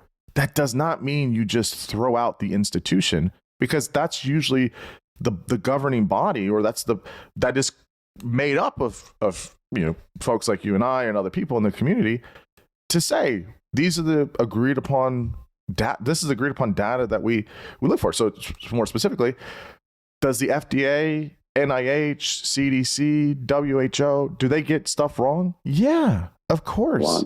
A lot. That doesn't mean the entire institution is despicable and we need to just get rid of it. Can I push back a little bit on that? Sure. Okay, so let's take the FDA. Okay. Right? That's the easy one, I think. Because since it's a newer institution, it was created in 1906, right? Yeah. And so it was created. I do a lecture on this, so I hope I'm right. And so God, I hope I'm right. Yikes! Oh no. Yeah. So it was created. They were concerned. So there was a certain group of people that had the government's ear at the time that were concerned about a certain set of substances, and so they wanted to create a body to regulate those substances. Do you know what substances those were and what group that was? Oh, you're talking LSD, psilocybin, all these types of drugs? No, which drugs? Alcohol, opium, cannabis. Okay. When was this? 1906. Okay, so right in the origins. So you're saying the genesis of the FDA was to control these types of substances? Yep, was an anti-drug campaign. And do you know the historical context of why they were so concerned about those three substances? No. Okay, so cowboys, right? Yep. In the United States, we have this very glorified view of cowboys as like these rough and tough, whatever guys. But really, the United States version of cowboys were actually more like the 14th and 15th century version of knights. They were murderous, drunken, raping, stealing, people. They were terrible people in many cases. And so the Christian conservative movement in the United States post the Civil War, as the cowboys started to become bigger and bigger as the US expanded and stuff, they became like the mob, essentially. They became like the worst kind of thugs, right? And all that kind of stuff. And so the Christian conservatives who wanted peace and order in their world started to really lobby their various local governments. And then as the United States government got more awareness and knowledge, started to lobby the United States government to do something about all the violence and all the race-based problems with our Black people who are bringing weed, and the Mexicans who are bringing weed from across the border. So the same, like, oh my God, they're coming from across the border thing started way a long time ago. Sure, yeah. Right? Those fucking people are bringing their weed and stuff, literally. And so in 1906, they created the FDA to regulate these dangerous, wildly dangerous substances because, yes, the cowboys were getting drunk and were using a lot of what's called laudanum. It's an opiate alcohol mix to get really fucked up in addition to opiates, because opium was a big deal too. And they were doing murderous things. They were raping people and stampeding things. And like, they were doing terrible things. It's a legitimate thing that happened. And so fear drove the creation of the FDA, in addition to like a little conservative money and a little bit of religion, a little bit of all that good stuff, right? But that doesn't invalidate, though, currently. Now, granted, historically, it is problematic, but that doesn't invalidate that we need some kind of function like that in a certain sense. So let me make this is not my forte, but let me make a libertarian pitch. Okay. So prior to the this FDA, might be the thing, though, that gets you just, completely canceled. This might be the thing. That's okay. If this is it and it's not my talk about the virus, then this is good. And this is progress. Right. And so what I would say is, if you look at how physicians were treating substance use disorders back in the day, right? The first two drugs used to treat substance use disorders basically were cocaine and heroin. Right. Diacetylmorphine was used for decades and decades by physicians to help people titrate off of heroin and opium. Heroin was created basically to help people get off of opium. And it worked phenomenally. The relapse rate was pretty low. Adherence to their drug, like taper, their harm reduction taper, was extremely high for most physicians across the United States. We have really great data on this. And what's fascinating is that as soon as we started to tax these things and call them dangerous, illegal substances, all of a sudden, doctors had to pay a lot more money to prescribe these things. And then there's this thing called the Harrison Narcotics Tax Act that happened in, I think, 1918. And then it made it basically illegal to prescribe these things anymore. So all of a sudden, like, thousands of doctors went out of business because they were treating people with serious substance use disorders, and they would become broke. So they quit. And it's because the FDA and this Christian conservative movement basically said, fuck these people who are of a different ethnicity and have a serious drug problem. Fuck them. And so for me, if I look at the data and I go, okay, so these disorders were being successfully treated, right? And violent crime was going down consistently since the cowboy times. Like, as these disorders were being treated successfully, unsurprisingly, violent crime went down. And then the FDA is created, and then all these things are illegal again. And then we have game theory and so on, illegal markets created, right? And so my kind of quasi-libertarian argument is like, maybe let the people who know what the fuck they're doing do their job and not make these things illegal and not try to have oversight about how pure your cocaine is. Because yes, I don't want people to die, obviously, by getting stuff that's cut with fentanyl or whatever. That being said, you know what's a better way to handle that? The market. The market is a far better way to handle that than some body like the FDA. That's my pitch. It could be totally fucked up, but like, that's my pitch. I totally agree with that. I totally agree with that. I hear you on that, and especially with the way in which drugs are managed, if you will, or not regulated. Yes, I think it's tremendously problematic. I think that there is something to explore of saying, like, well, what do we look on the data? Granted, each country is different. Yeah. But countries that have drugs are fully legal, full stop. And, what does it look like with abuse problems? What does it look like with crime? What does it look like with that? Okay, could that function for a country as big as the United States and with all of our historical pieces? I don't know. But I agree with you on that. My larger point is that with institutions, there are things that need to be fixed, but that doesn't mean the institution itself shouldn't exist. Right. So what if the FDA was only interested in food? Sure. Right. Right. Because like the drug piece of it, are they really doing anything for pharma, or are they just friends with pharma? Because from what I can tell, the corruption is far bigger when it comes to the pharmaceutical industry than anything the FDA is supposedly doing. I think they're pretty fucking useless when it comes to pharma. Sure. At least from what I can tell. And maybe I am totally misunderstanding the data on it, but like, what have there been, like $70 billion has been paid out in the last 10 years by pharma? This is astronomical. Yeah. Which is not because of the FDA. Because they missed all that shit the first time around. I mean, yeah. I mean, I'm not dismissing what you're saying. Like, what if it was just the Food Administration? Like, I'm totally with you on that, right? Like, yeah. I totally get it. But I'm just saying, when you have places like the CDC or WHO, they're going to get things wrong, but that doesn't mean we shouldn't have institutions to help put out a collected set of data for people to work off of. That does not mean that you can't have people to independently have maybe some opposing viewpoints or things like that. But your point was, people are just operating from like their own data. Everybody now has, so whatever tribe you're in, you jacked it up with all this like fear, you jack it up with all this technology and all these things, and then all this other, paranoia or legitimate concerns, but really just kind of with some pretty terrible topspin of conspiracy. And everybody's got their own data.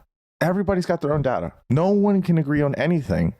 And much of it is, well, these institutions made some mistakes. And fair enough, they do. That doesn't mean the entire institution is wrong. And it doesn't mean that the skeleton of the data that's there is wrong or invalidated. And that is an almost impossible U-turn to make with a lot of people now. And that to me is a big problem. If there's large groups of people that are going to say, I'm never going to, like, I guarantee you on the vaccine thing, there is a healthy amount of people that will not get or will put up a fight to get other vaccines we know that work. Measles, mumps, rubella, HPV, all these other types of vaccines that we have that we give to our kids and things like that. I guarantee you we're going to see a decline in people getting those or putting up a fight or having some resistance to that. Yeah. No. I'm fully agreed that there need to be organizing bodies and organizing principles, like hierarchy, right? Like we need hierarchical forms of authority. I have no problem with that. I just have a problem with the way they're currently instantiated and the kind of power that they have. I'm 100% with you. Yes. Yeah, yes. That's my issue. And so like the FDA being the primal example of like completely wasteful. Yeah. And about 70% of its activity. Essentially, especially the pharma side, because they're not actually doing anything useful anymore.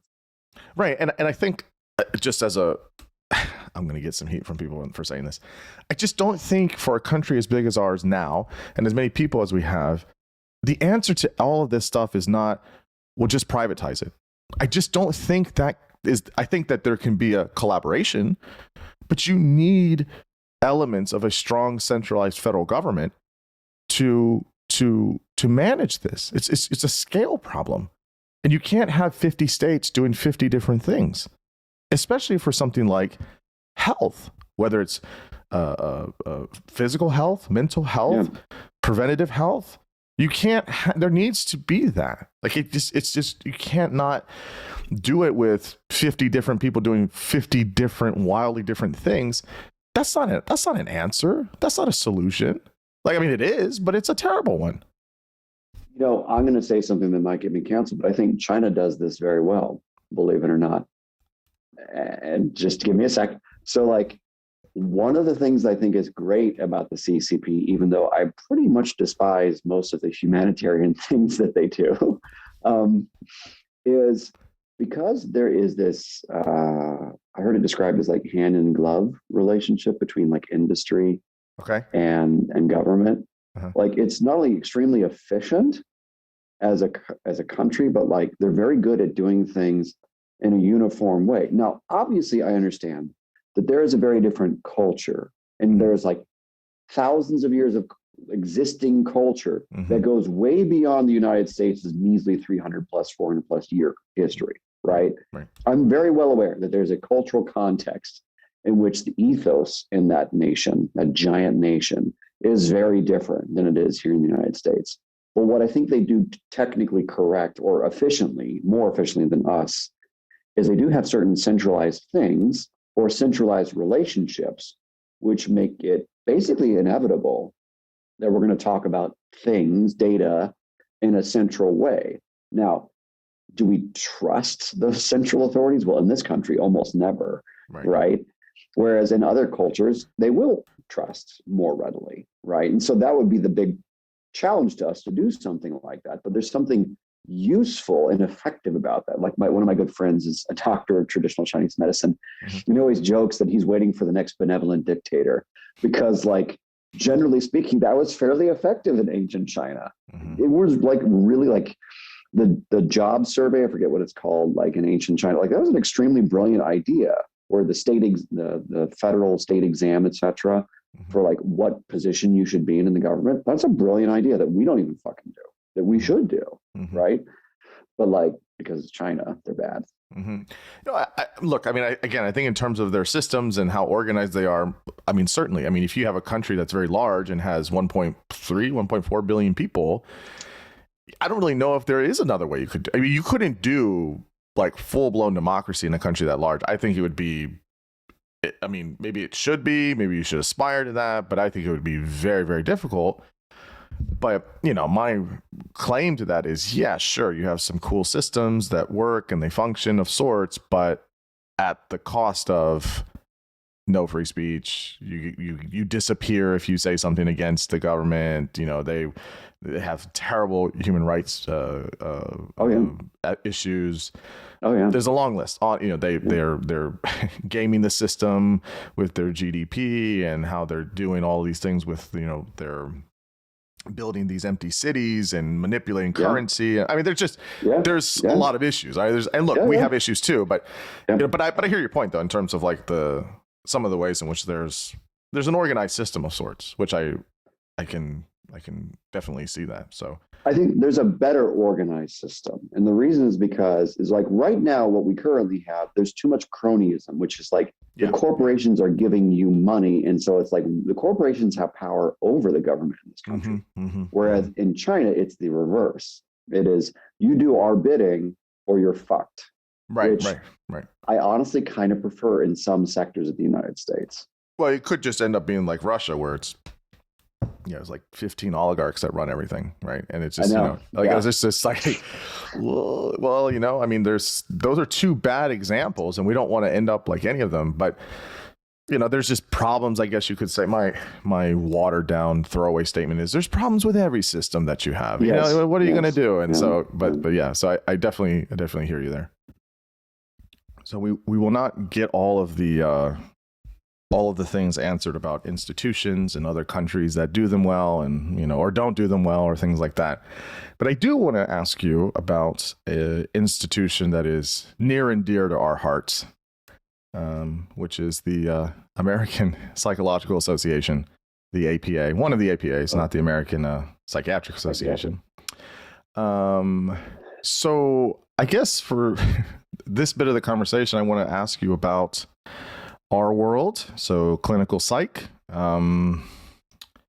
are more recently some challenges that they're facing, both with how they're interacting with society and with cultural things and things like that. What do you? I guess you don't like general questions, but what do you make of, I guess, the APA in general as a governing body for psychologists, for students of psychology, etc., at just where we're at the moment? So I think that once upon a time, when the APA was first created, the principles were really useful because psychology was a radically um, just unconstrained field. It was a very kind of like the experimental folks were often fighting with the other divisions, right? Back in kind of like William James's time and up throughout the early 1900s in the United States. It was kind of the Wild West of psychology. And so everyone was kind of going their own direction. And so when the APA came along and was developed, it was actually a very useful thing because now we can get various disciplines to start talking to each other and being a lot more collegial as opposed to adversarial. Now, obviously, there's still some adversarial bullshit that happens. Sure. But generally speaking, compared to like the 1800s and the early 1900s, the field of psychology is much more collaborative than it's ever been, which I think is wonderful. Now, should it be more collaborative? Probably so, right? I do not believe that enough people, for instance, in the social psych world, know anything about clinical psych. My God, if they actually started to look into our literature a little bit, they would be a little more confused about some of their presuppositions, I think. Certainly. And I think probably the other way as well. Sure. But yeah, I mean, that's a very nuanced kind of conversation, but I agree with you. I think that if there was more collaboration or talking within psychology itself, there would probably be, it would be interesting to see how we could further do research. I mean, that does happen. People do collaborate, but I'm just saying as a general kind of arc. Yeah, I agree with you on that. Yeah. Yeah. And so I think that the APA was extremely useful for about 40 or so years, roughly speaking. I think well into, the 80s or so, it was particularly useful. And I think what started to happen is as it became more political, it started to lose a focus on academic and scientific rigor, which, again, completely understandable. And there's nothing wrong with that because every organization will choose priorities as it sees fit based upon its membership and the climate and all that stuff. But I don't see the same focus on rigor. Like, for instance, when I was a member of the APA, I think I stopped being a member 5 years ago, something like that. I can't recall off the top of my head, but I dropped out because they send out this publication called The American Psychologist, which is quarterly, I believe. And so I was reading really fascinating papers. Like one of my favorite papers I ever read from the APA and The American Psychologist was this series they did about deconditioning terrorists, Islamic terrorists, right after the whole Guantanamo Bay and all that stuff. Literally, they did a series of papers about how to work with people to de-radicalize them. And they were fascinating. And I thought that was amazing science, right? Because it's not really something that's ever talked about. Was this before or after the whole torture thing they did? This was after. It was after. Okay. Yeah, I think this is part of their mea culpa. It was really amazing research because it gave us some very cool ideas about how to work with people who want to detransition or deconvert, or I don't know what the word is, but leave a radical mindset, which is extremely important. And so those papers resonate in my head on a regular basis. But then after I read those papers, then I started to read a bunch of just junk science that was being published. It was just the stats weren't that impressive. The sample sizes were tiny. I'm just so this is getting published in the American Psychologist, the flagship journal of the APA. And so once that started to happen, and then I noticed this shift in towards more political, social psych started to become more important, and social psych about race and social psych about gender and things like that, which is fine. But when the academic quality goes down, sample sizes are terribly small, inferences are backed up by anything substantive. Discussion, one of the things I noticed, which was really stupid, is the discussion sections became more limited. In the fact that there wasn't as many, or they were down to a paragraph. Or down to a paragraph or two. And I was just okay, so you make this set of really important social and psychological claims about ethnicity or gender or sexuality or clinical stuff even, Mm-hmm. And then the discussion is like, well, for future papers, blah, blah, blah, blah. And there's no like, but what if we're wrong about this? Or what if we're right about this? Or what about these other cases? And so it just seemed like very intellectually sloppy bullshit. Right. Where I was like, maybe philosophy is more interesting. And so I started to read more philosophy at that point because like it is actually more interesting and more thoughtful. Mm-hmm. And so I kind of became a little skeptical and cynical about our profession because what I noticed was the trend was away from rigor and more about signaling. It's not that there's no rigor. It's not that there are no good scientists. There are thousands of good scientists in our profession. Of course. Let me be very clear. And it's just that this accrediting body became more political as time has gone by. Mm-hmm. And the other thing that really bothered me was the torture thing. Like when the AP unapologetically started to team up with the government and started to figure out how to do advanced interrogation with people, I was like, fuck you guys. Like, no way. Mm-hmm. Just no way. You know, I used to have a very absolutist, broad brush moral view on torture. I'm more, I have more question marks about that. Interesting. I wonder if there are moments or very specific cases where maybe elements of that should be used. I don't know. I don't have a strong. I'm not married to the idea, but you know, it's interesting to me. So I think in very extreme cases, right? You're dealing with folks from ISIS, and they don't say anything, and you can't break through, and it's like, okay, well, what are you going to do, right? Like you need. There's a lot of ethical and moral questions with this, right? Which is, well, if you're doing the same thing they do, then how much better are you? Like, how can you say all these other things? But if you're talking about pragmatically trying to extract, certain elements so that way you can protect other people and, you need certain methods, I don't know. It's a question mark in my mind. And I think, again, in rare extreme cases. But all that said, I think how the APA handled it, teaming up with the government, was pretty fucked up, and I don't think it was correct at all. And it was so bad that they but they added something to the ethics code about like, don't torture people, right? As if that needed to be said. So I agree with you on that. I think that was a big whoops, and right, they did a lot of mea culpas afterwards, and I think they corrected it, which is okay. It happens. Like, it's bad. They apologized. They did a lot of things to try and correct for it. And, I think it wasn't as big of a scandal as I thought it would have been. It was for like psychologists, but it didn't really hit in like popular culture as much. But most psychologists don't even know that, Like, I guarantee that's another problem. You can totally do a straw poll of your other PhD holding friends, and many of them will not even know that they teamed up with the government to torture people. Yeah, that's fair. That's totally fair too, which also may be problematic.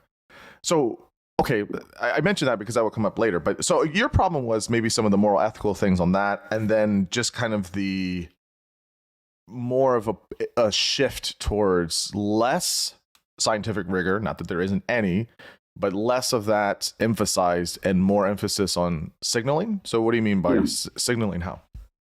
So a lot of the papers that came out in the years before I left the APA were more focused on things like disparity of outcome, right? Social and economic disparity and ethnic and racial disparity and sexuality and things like that, which again, I have zero problem with. I'm going to rue saying this, but I'm about as liberal as it gets. Like, do the fuck whatever you want. And like, let's have social programs in place to help people. And like, let's not be discriminatory if we can help it. Like all these kinds of, like, I'm, I guess, kind of liberal. I don't know. But like, generally speaking, if your focus is on proving a political agenda, as opposed to talking about data accurately, then I'm very concerned that your focus is going to obfuscate real problems and miss variables that could be important. As a simple, for instance, there's the race IQ thing, which we are going to avoid. Okay. Please. Okay. So, like, I'm not interested in talking about that whatsoever. But what's your point with that? I guess with the APA, I guess, and what do you mean by that? So here's the point I'm going to make: is that many people in our profession and in the discourse will talk about race and IQ, and that explains a lot of the disparities and so on and so forth. Sure. Okay, and so that's like a fight that people have. Mm-hmm. But then the APA went this other direction and started talking about this, this phrase that's used all the time now called social determinants of health, right? And so that's a perfectly laudable exercise for sure. But then we have this problem, which is we're now focusing on one slice of the person, essentially, and we're missing other slices of the person. So for instance, where you're born, what neighborhood you're born into, right? That's a big deal. That's a really big deal, because if you're born into a neighborhood that's impoverished and things like that, that will definitely have an impact on all sorts of things. But what's fascinating is that in that same set of articles that talks about all these different things, like where you're born, your parents' educational background, all the very important variables. I'm not dismissing them or saying they're wrong. I think they're important, but they're incomplete, right? So like, why are we not talking about temperament, like trait conscientiousness or trait openness or trait neuroticism, right? Why are we not talking about those things? Why are we not talking about traits sensation seeking, right? Sensation seeking is a very interesting and fascinating trait that we're just getting to learn more about.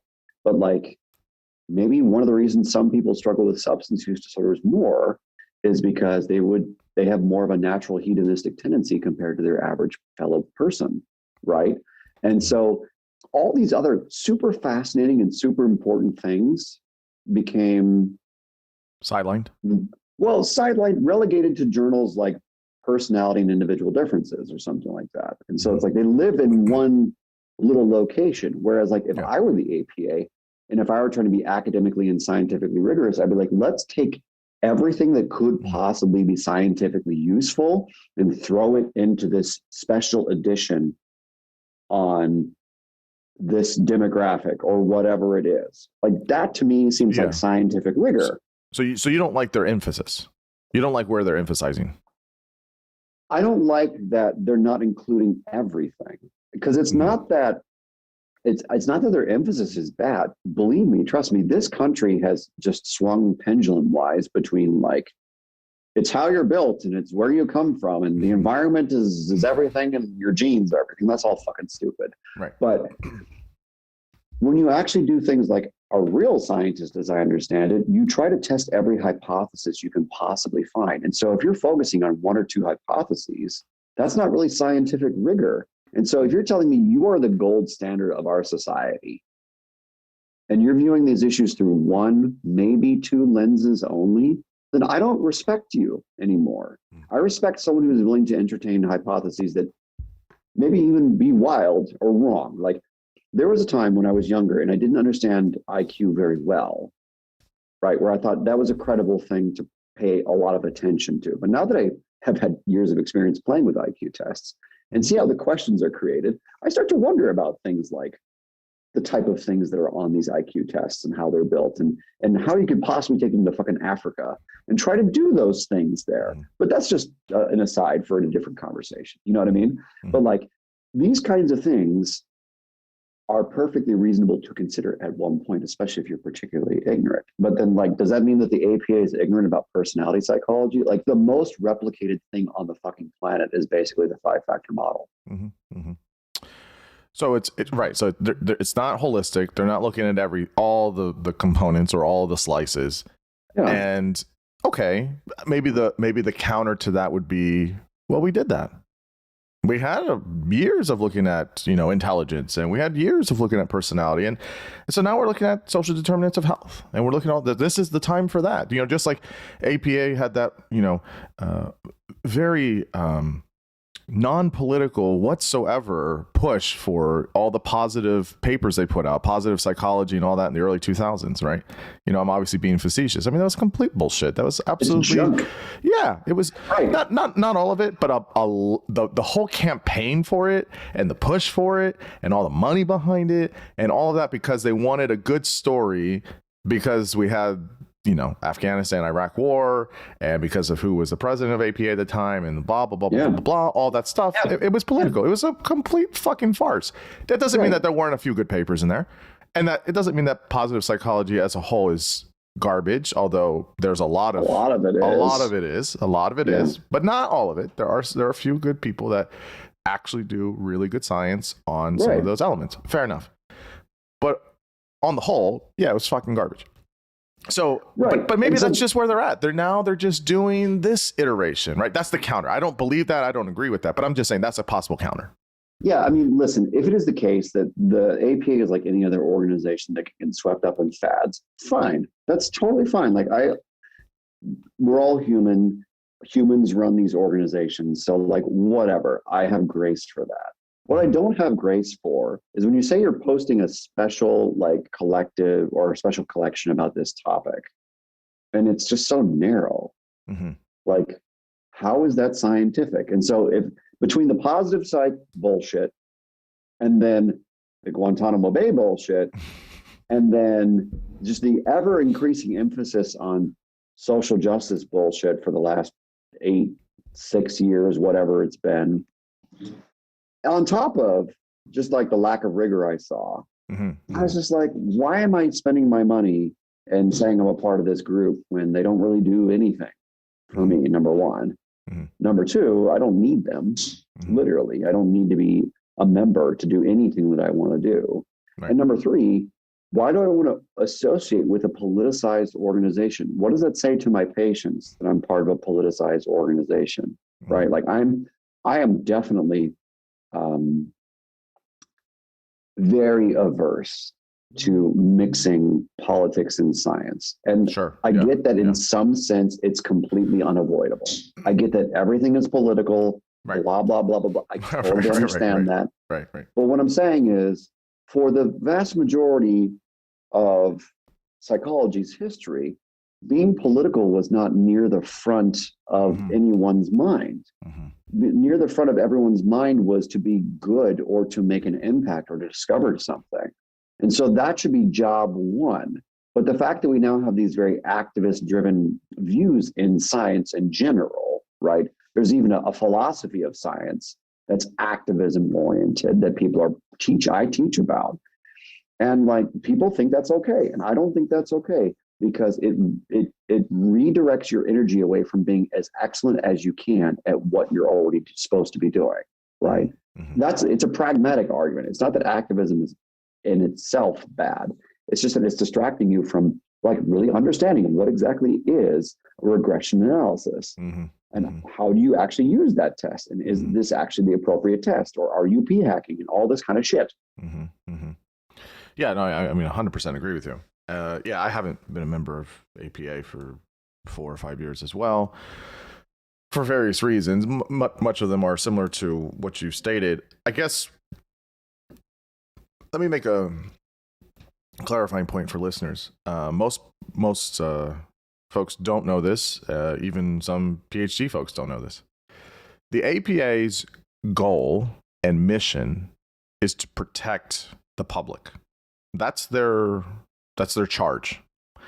And so in that way, they are not protecting psychologists. They're not protecting students of psychology. They're not protecting clinicians.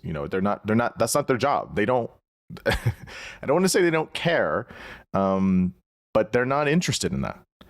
And it's an interesting thing to have a very politicized body trying to protect the public. Now, I think if you take a very Pollyannish view of that, yeah, of course. People's mental and emotional and psychological health is tremendous. There's so many issues in this country with people that have, there's so many issues. So yes, having a governing body where making sure they're not becoming more harmed is super important. I understand it on the surface of it. I get the goal and the mission of it. I think what happens though is that kind of what you're saying, if there's, one of the things that's in the ethics code is try for clinicians, right, is to say, okay, how do you have competency, right? How do you maintain competency? And how do you maintain objectivity and neutrality? Like those are the things that we have to aspire to, right? In my view, having a very, very, very obvious political turn, if you will, where politically charged kinds of things, where they are very much emphasizing activism. As an example, if you go to the APA convention, every year, right? Every other year it's in DC because that's where the headquarters are, and then they pick a city for the alternate year. But it doesn't matter. When you go, whatever is, you could literally do this. Whatever is on the front page news or whatever is going on in society that's hot, that's what is going to be the topic of the plenary speakers at the APA. Yeah. If it's race relations and all of these things, that's what's going to be the topic. If it's gay and trans issues, that's going to be the topic. If it's whatever, you can take your pick on this stuff. That's anything that has to do with what's going on in society or culture that has to do with social justice, activism, whatever. And again, I think what you're saying and what I'm saying is I'm fine with an element of that. I'm fine with some of that. I think that there's, I think all associations do some version of this. That's fine. I think what we're both saying is that has become the central driving force. Like that's driving the car for the APA now. It is not rigorous scientific study of all variables. That's front and center, and to the fact that I've talked with other people about this before.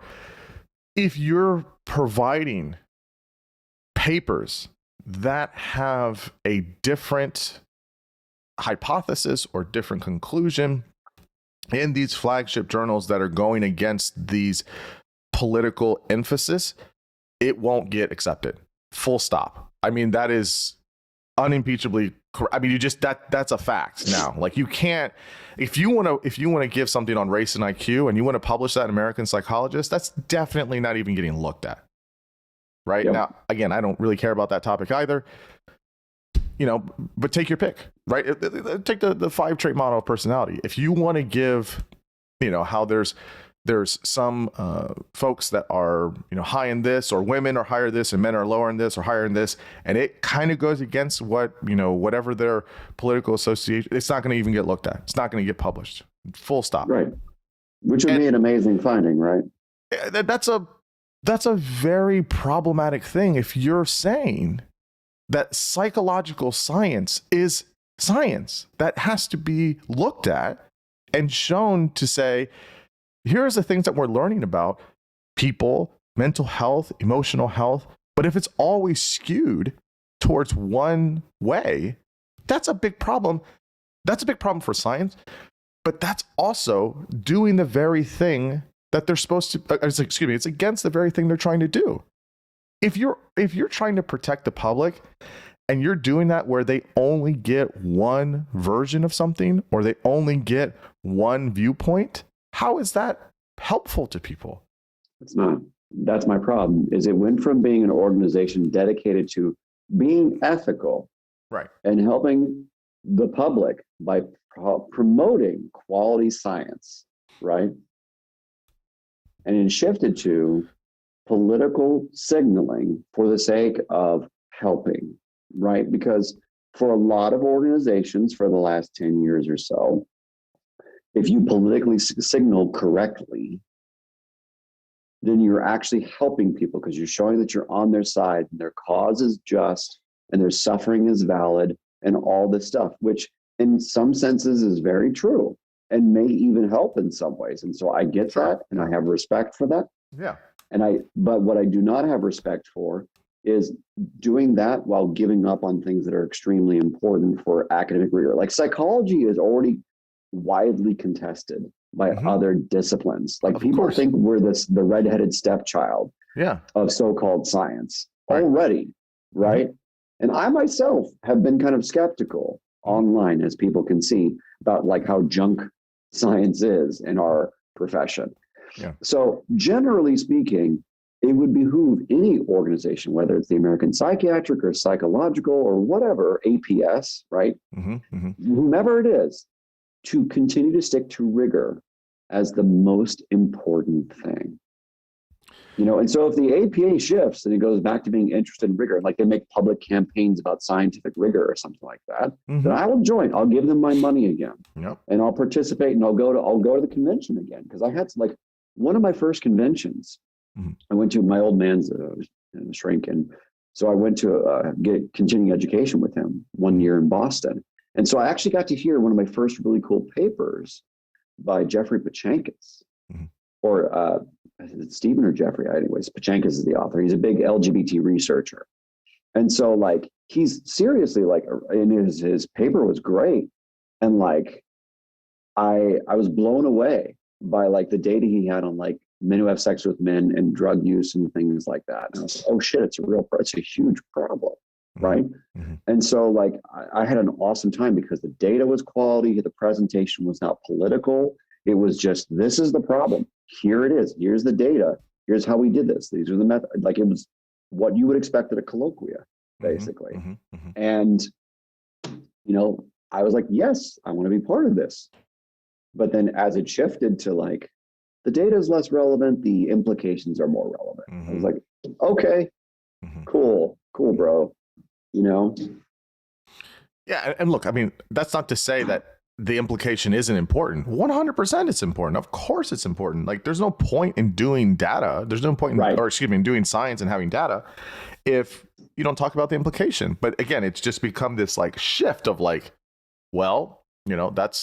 that's what we're going to emphasize, and we're not going to have less viewpoints. The two most recent things that were, I guess, troublesome for me were they put those guidelines out on men and toxic masculinity and all these things 2 years ago, 3 years ago. I don't remember when it was. It was 3 or 4 years. I made a YouTube video about it. Oh, did you? Okay. And I mean, so I haven't seen the video, but I don't know what your positions or opinions are on it. And I think that there are some pieces of that I read it. It's 12 or 15 pages or something. I don't remember. I tried to read it with an open mind, and I mean, I knew it was political, but I was like, okay, let me just see what they're. And I think some of the intention behind that was fair. I think that there was some things in it that were fine. But it just got drowned out by all this bullshit that I don't know has any data behind it. Maybe it does. I'm not deep in that literature, but it just was very political, and it was saying some things that I don't know how the veracity of their statements were. But again, these are guidelines for listeners. When APA puts out guidelines for that, they're sometimes seen as type of adjunctive to the ethics code, right? So it's not, you're not beholden to it you are the ethics code, but they are seen as kind of a tertiary, you should probably do these things. We can't hold you to it, but that's where we're at, and you should kind of sort of follow it. It's something like that. But I don't know. What were I mean, since I haven't seen the video, I can link to it. But what were your thoughts about that, those guys? So, I mean, the first, and this is a culture war take, but it's just funny for the sake of this discussion, which is it was written by a woman.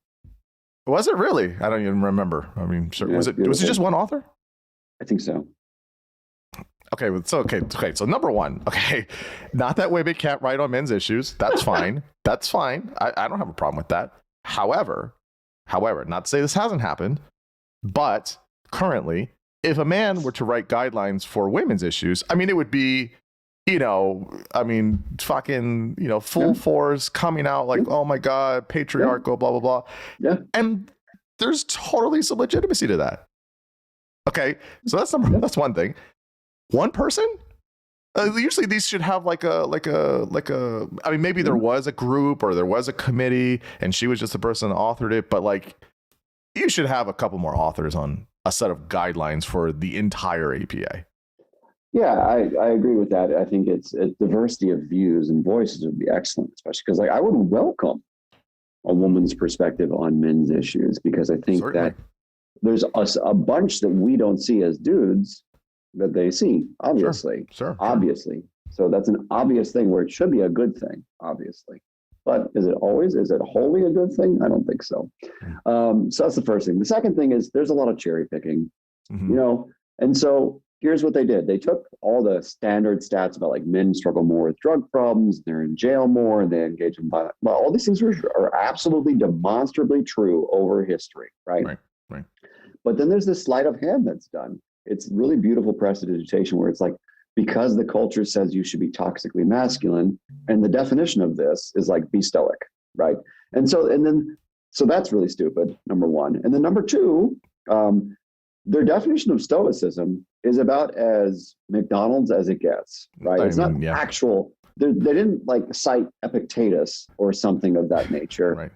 There was no Marcus Aurelius quotes in there.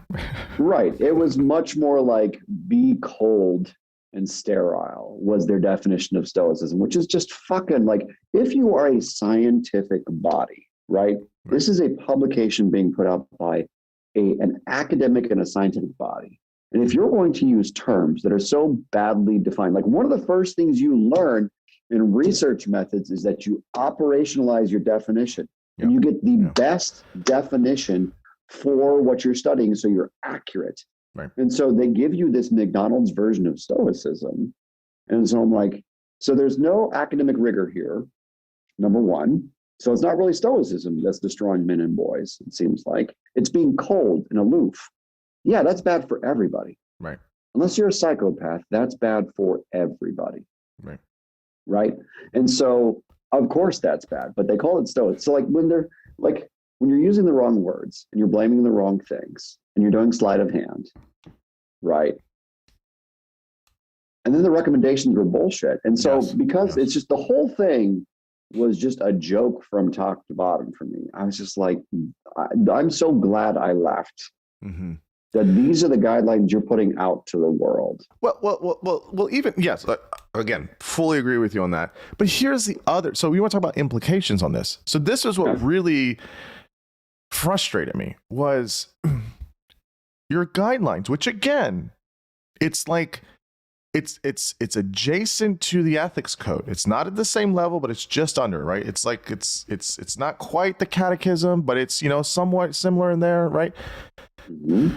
It's not quite canon, but it's sort of close to it. Maybe it will be one day. It's kind of adjacent to that.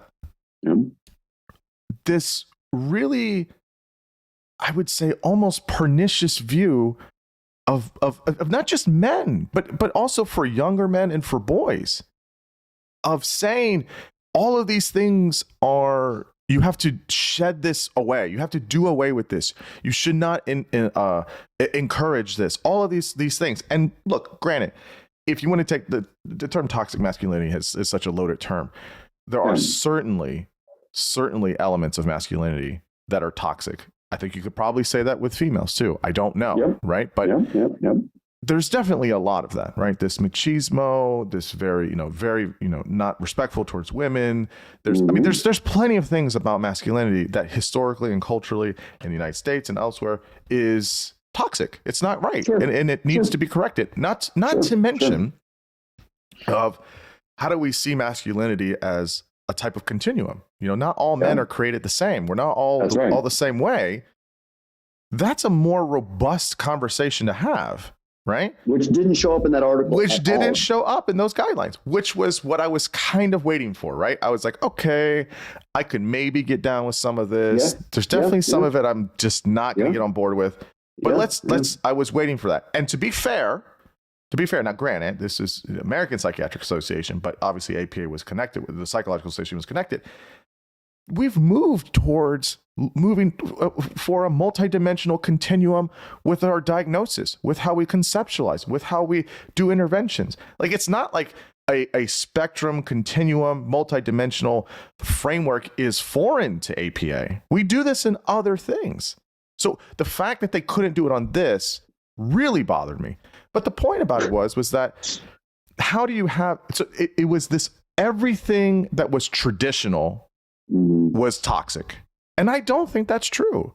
Yeah. I mean, it is the univariate fallacy in blog post form. Which is really, but again, like, if you're a scientist, right? This person's supposedly a researcher or whatever, like, how can you get away with saying there's this one variable and we call it toxic masculinity? And it has all the explanatory power. It accounts for 95% of the variance. Like nothing in social science. There's nothing, I don't think, on the planet that does that. No, except for maybe the sun. Maybe the sun is maybe the source sun, of variance. maybe some things about physics, sure. But in the social sciences, no. Of course not. Of course not. But again, that's what, again, this was a fumble on the 1 yard line. Okay. But the fact is that when people see that aren't in psychology, okay, so there's two parts to this.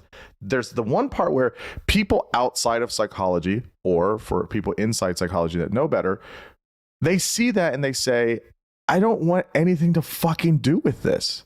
Right. This is terrible. And it's going to make people say, oh, I'm not going to even associate with psychology. If this is what they're doing, I'm not going to therapy. I'm not going to go get testing. I'm not going to have a psychologist consult on whatever. That's the danger of this kind of stuff.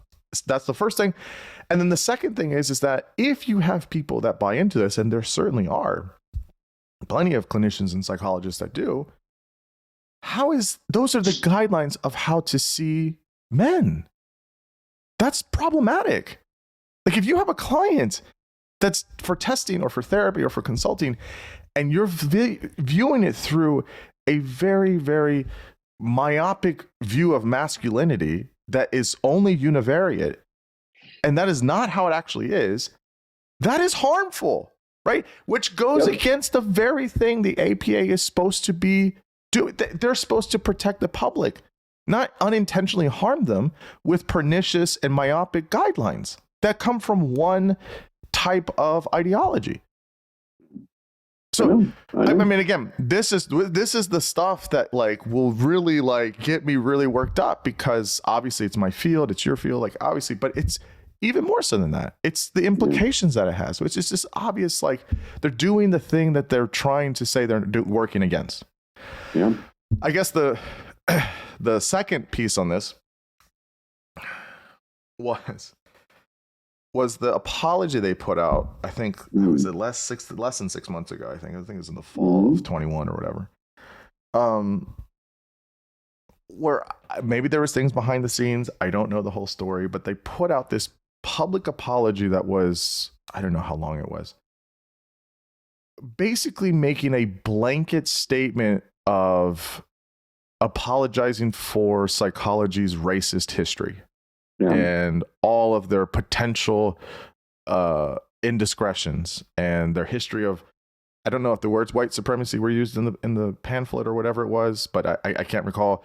This long apology basically flogging themselves of all of this past and maybe current racism in the field. Now, again, I'm fine with some of that.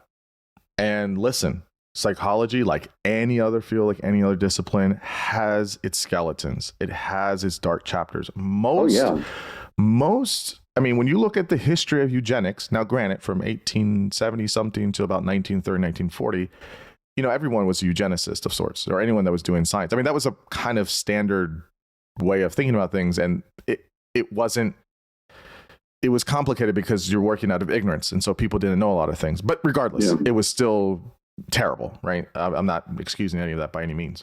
But it was a lot of that, which is fine. That's fair to do, right? Like, it's terrible. It's terrible how we viewed our fellow humans. Ignorant or not ignorant, that's a terrible history. Full stop. You agree with that. I agree with that. I think most people agree with that.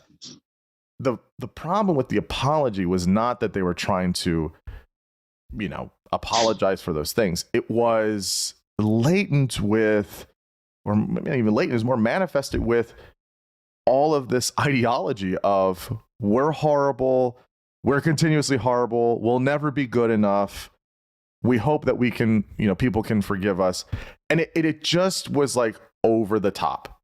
And I don't know who was asking for it. Maybe there was things behind the scenes where people were like petitioning and, why doesn't the APA have a formal statement, et cetera, et cetera. I don't know. I could be totally misinformed, but again, it was another thing of everything else that the APA's done that's very political and very, very aligned with one way of thinking, which is not necessarily a wrong way of thinking, but it's not objective and neutral like they claim everyone should be. That's problematic. There's problems with that. And like, I think in general, it's fine to make an apology for past indiscretions of your field. I have no problem with that. And I think that's a good thing to do. I think it's the way in which it was done, the overemphasis, how it was, over the top in some ways. Again, just makes people look at the field of psychology as garbage. Like, it's not serious. It's not a serious organization. It's not a serious field. That's the problem. Let me read a sentence of it, because I think please. this will highlight what you're talking about, which is hard to parse from multiple perspectives. Mm-hmm. So here's one in the first whereas section. This early history of psychology, rooted in oppressive psychological science to protect capital W whiteness, capital W white people, and capital W white epistemologies, reflected the social and political landscape of the US at that time. So here's how I understand this sentence. They are flat out acknowledging that the time was racist. And, it's because the time was racist that we held these views. So it's really not an apology. It's really well, we just went along with what everyone else did, as opposed to saying, we did these stupid things. Right. We validated bullshit race and IQ studies. They could have said that. Yeah. They should have specifically stated at the time, we knew better. Terman is actually a very smart person and knew better, and still was okay with it. They could have said that. Instead, here's this bullshit statement where they kind of obfuscate. And they kind of walk away. They talk about whiteness with a capital W, as opposed to saying, Terman did this bullshit. Right. They could have said that.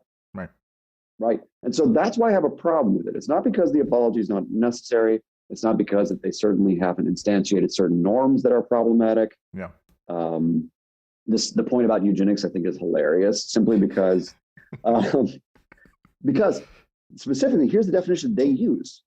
Eugenics is defined as the idea that racial differences and hierarchies are biologically based and fixed, where that is not what eugenics means by pretty much any, like, eugenics has nothing to do with race for the most part. It became about race in the late 1800s and early 1900s. So that's a true statement. But eugenics was talked about by hundreds of philosophers and physicians and people well before any of this shit happened. And so it's just this bullshit framing of things where they're trying to create a political narrative to look good and do the appropriate mea culpa. So I have no problem with saying, I'm sorry. I apologize for the way we handled race and IQ. Right. Cool. Yeah. That would be awesome. That's a really good mea culpa. Yeah. And they've apologized before. That's the other funny thing. I was just gonna say that. That's what they did with the torture shit. Right? But they apologized about race before. Okay, there's that too. But I'm just saying, because we were talking about the torture thing. They came out, full stop. We messed up. We did this wrong. Here's the things we're doing to fix it and correct for it. 100% on board with all of it, and no one's having a problem with that. This is not that. So they have a history of apologizing, but this isn't what this is, even though they're trying to frame it that way. They also say that hierarchy is a bad thing, whereas psychologists created, sustained, and promulgated ideas of human hierarchy through the construction, study, and interpretation of racial difference. So they're kind of mixing in like hierarchy with racial difference in there.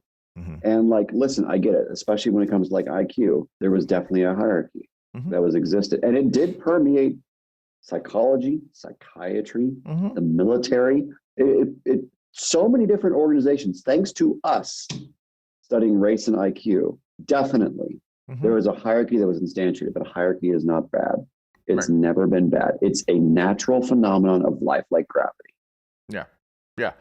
And again, if you're taking this and you're reading it, I mean, look, there's plenty of people that posted about it. There's plenty of, psychologists, plenty of, fellow PhD folks in clinical psych that were just like, what is this garbage?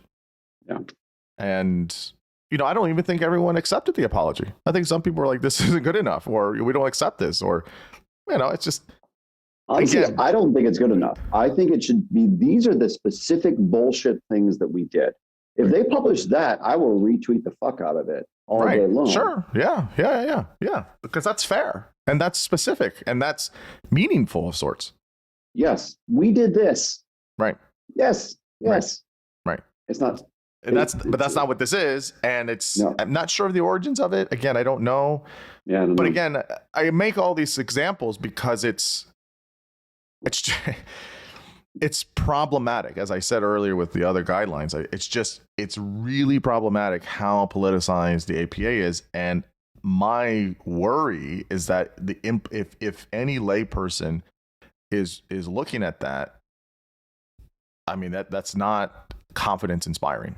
That doesn't make you want to run to do or interact with psychological science or psychological practice. And that's, I think, problematic in and of itself. I guess. So can I say? Yeah, go ahead. Can I say one good thing? Like, one of the good parts of their apology is they made some very specific things about like what they should have done differently. So, for instance, one of the things they did say is that we should have studied communities of color more, and we didn't. Right? A lot of the research was done on Caucasian individuals. And so that's a perfectly fair statement. Of course. We apologize for not doing this and we're committed to doing more of this. Excellent. Yeah. Right. So they did that well. Why couldn't they do that about how they fucked up well? And do they feel too guilty to like say what they did wrong? Yeah. This also wasn't written, I think, this wasn't written by one person. This was this was written by, let me see here. It's a resolution created by the Council on Representatives. Okay, so I'm assuming a council has got multiple members. I don't think multiple people. I assume. Yeah, I would assume. I don't think a council is one person, but I hope not. I hope not. But yeah, okay. Yeah, I mean, look, and there are things in it that are fine. But that's one of them. I think that's right, and I think they have made strides to, do research and study communities of color and things. I mean, absolutely, that's brilliant. I think that's fantastic. So you don't want to throw everything out with it, but it's hard. It's really, really hard to get there. I guess a few other things on within the field. So, this is something that you and I probably feel also equally passionate about, is how the APA does not, I should say, treat trainees and students. Oh God, how much time do you have? I know. So I mean, it's I supervise people. I was not a student that long ago. I mean, it's getting long now. It's getting longer and longer each year, obviously. But it wasn't that long ago. I mean, there's so many things. But again, let me just say, we can get into some of the weeds here. But my problem with this is, how in the fuck are you going to try and protect other people when you don't take care of your own trainees, when you don't take care of your own students? That's horrible. Yeah. And if you look at the Nursing Association, if you look at the Social Work Association, they take care of their students. Now, maybe it's not like amazing, right? Psychiatry takes care of their trainees and students. Psychology doesn't. It's not that they don't have money. They have money. They have a shit ton of money. Like, it is a disgrace to be an organization that is concerned with psychological health and well-being of people, and you cannot take care of your own trainees and students. In terms of, well, this is a whole other side point to it, but quality of education, quality and diversity of training sites to go to and get training, appropriate supervision. Now, there's rules and guidelines, which is fine, right? There's plenty of that, plenty of hoops to jump through.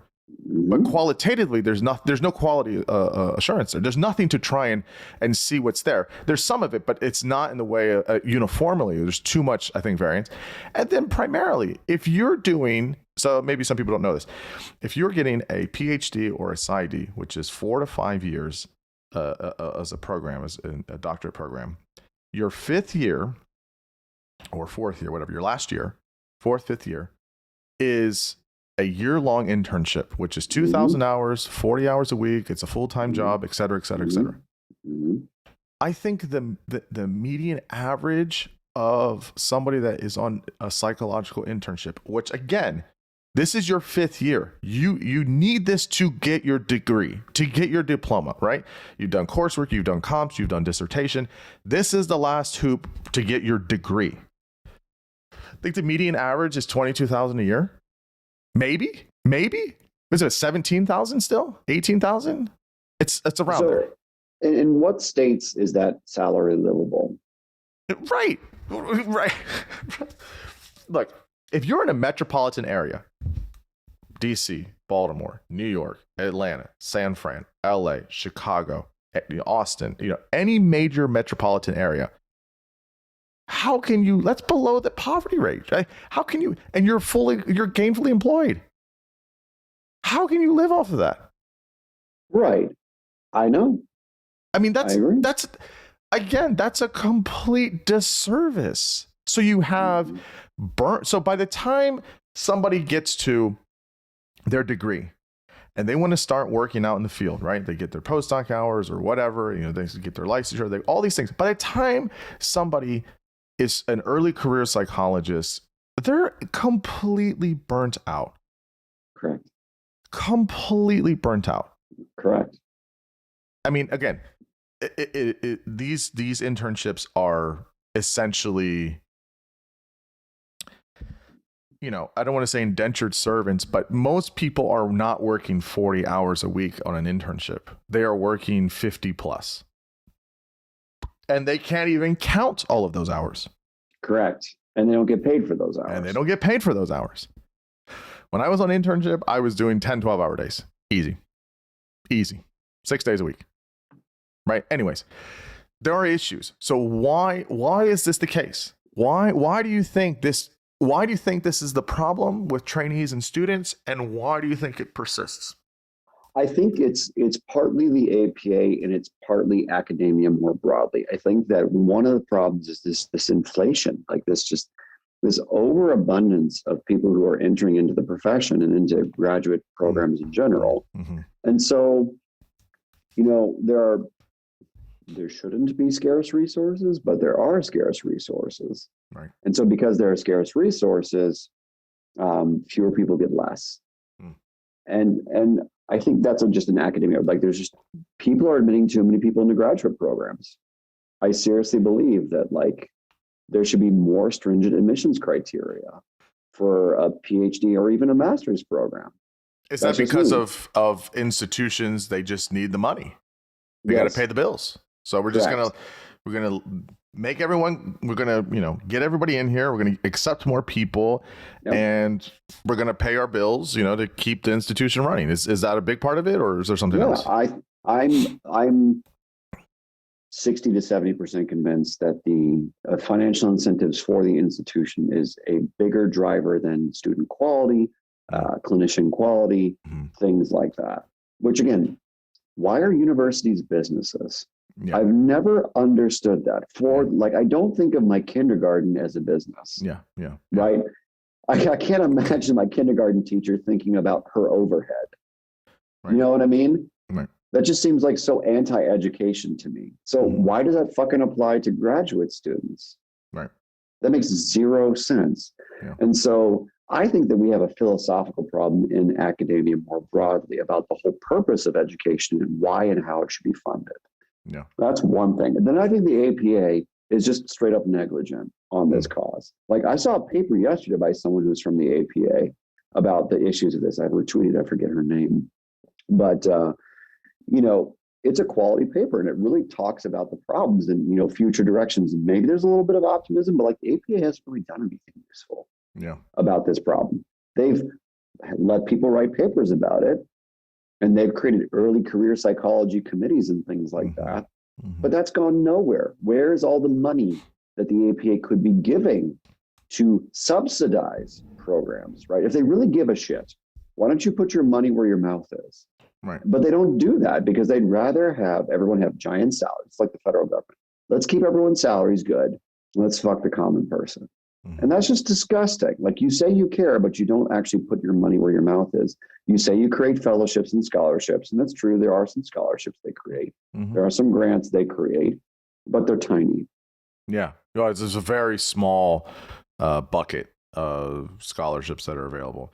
Yeah. One of the things I I talked with my friend Nicole Barbero. We had a very long conversation. Well, all of our conversations are long, but we had a long conversation. I think it was in the fall it was last year. I don't remember when. I think it was in the fall. We had like a 3+ hour conversation about education. It's something that she's super passionate about. I'm passionate about it as well, but I mean, she does this day in and day out. And in her estimation, the problem with education at the moment, one of the central problems, is quality education, quality teaching in the classroom. That is completely devoid now, and it's and a lot of that is a kind of top down thing. Is you have these what do they call them? Not STEMs. They have this basically this skeleton of sorts of what you got to teach. Use these books. Use these, papers. Use these slides. Make sure you teach this. We're going to tell you what to teach, and there's no freedom there. And you can't. You can use some of it, but there's no. And they always hide behind, well, it's an accreditation thing. It's an accreditation thing. And there's some of that. That's for sure. I mean, we want places to be accredited and to be reputable and something you can hang your hat on. I think that's important. But the quality, and so you get too many people that teach that just phone it in. There's no incentive. Why would they put all this time and energy into quality education when no one gives a shit, and they're getting underpaid, and they have to do all this stuff. And that's another big problem. And so when you talk about educational institutions, APA's accreditation process is rigorous. To be an APA accredited institution is years to be accredited. I mean, it is tough, and they are really tough on it. And I think more or less that's right. I think that's right in some ways. But what happens is that, again, there's some inflexibility on that. So again, it comes down to this whole emphasis, right? We're going to emphasize our status, or we're going to emphasize our things that we care about, but fuck students and interns and even professors, but make sure you do it because, we'll give you a cool title at the end or whatever it is, right? And it's just, and then it's, pay us an exorbitant amount of money every year to do APA fees and, get all these CEUs, which again, there's nothing wrong with those things. But it becomes one of these things where even people within the field become, with the institution that's supposed to be managing and governing things, so jaded and cynical. And then they leave. And then, you have things where when people are less interested, well, then they're just very political at that point. And I think that's a part of it, is now it's less of the academic rigor and it's more of the, how do we get political points? I don't know. Is there any way out from this, or what do you think? I think the only way to save the APA is to capture the institution with a generation of people who knows better. And, maybe that will happen. But I think, like Eric Weinstein talks about, there's all these fucking boomers and Gen Xers who just have like no spine and no real conception of what it's like to be a millennial or to be, and I don't mean to make this about cohort. I'm just saying, like, as a frame of reference, I think Eric is correct. It's like this group of people who had it good back when the government was taxing the shit out of their income, for instance, to provide for things, now have it good because of all the things that were done for them. Right. And for some reason don't want to do for the generations below them. Also, like, why is the leadership so old? Right? Like, why is everyone above 55 and 60? Why are there not more 30-year-olds and 40-year-olds in positions of power? Well, I'm 34. At the least, why is there not a mixture of it? Right. I'm 34 and I run a business. And I'm going to run more than one business coming up here soon. And I'm pretty sure I could do a lot of things very well when it comes to big governing bodies, because a lot of it is about rigor and using people correctly and identifying resources correctly. And these individuals are so busy playing political games and trying to save their own ass that they're not really helping anyone. At what point do you figure out when you're more interested in the next generation and the survival of your institution because you believe in human capital, not Yeah. political bullshit. Yeah. And so that's the stuff that bothers me. I believe we're in a very problematic pattern where these older generations do not want to let go of power. Mm-hmm. I usually hate sports analogies, but I'll make one here, so forgive me. But it's kind of like if you have a soccer team, right? And you have a very successful soccer team, and maybe they have a lot of history or whatever. You need a mix of older players and younger players. Younger players typically need some type of mentorship, some type of training. But they got the speed. And they have, they're usually maybe they're stronger, they're conditioned better. Although that's changing now. The older players are conditioning is really good, so they can go longer. But and it's not to say that they're not intelligent, but they don't have as much experience. But they can do a lot of the things that older guys can't do. But man, if you have a good holding or central midfielder who's running that field like it's a chessboard, and it's just putting everything in place and everything there, and you have this kind of coalescing of old and young to make a really good team with a deep bench, you're the strongest team. You're gonna if you just have a bunch of young guns, it's immature, it's not as experienced, they're gonna get there. And if you just have a team that's just a bunch of old players, well, they're just not going to be as competitive, against more formidable teams. So you should have a mix. I think institutions are kind of that way as well. It's like you got to have some of the old guys, but you got to have a lot of the young people and everyone in between. Like you have to have some mixture here. And I agree with you. I think it's unfortunately still an older generation. I have nothing against people that are older and they have a lot of wisdom and knowledge for sure. But it has to be a mixture though. No, I agree. Yeah. So one of the last things we can touch on here before we move on to another topic is, we could probably stay on this for a really long time, but there's problems in psychology as well. I'll just say we are maybe Patrick and I have the same cynical streak in us. I don't want to just talk about the problems in psychology. Psychology has some really awesome things to it. And it is very, very useful in having curative properties, things people can be not cured, but they can make a lot of healthy progress, be more adaptive, be more healthy in life. And it's important. But I think what's frustrating is things that kind of get in the way of that. And so some of that is fad psychology, or is a lot of woo woo, and people love this stuff. They eat it up. And I just really, really, really hate it.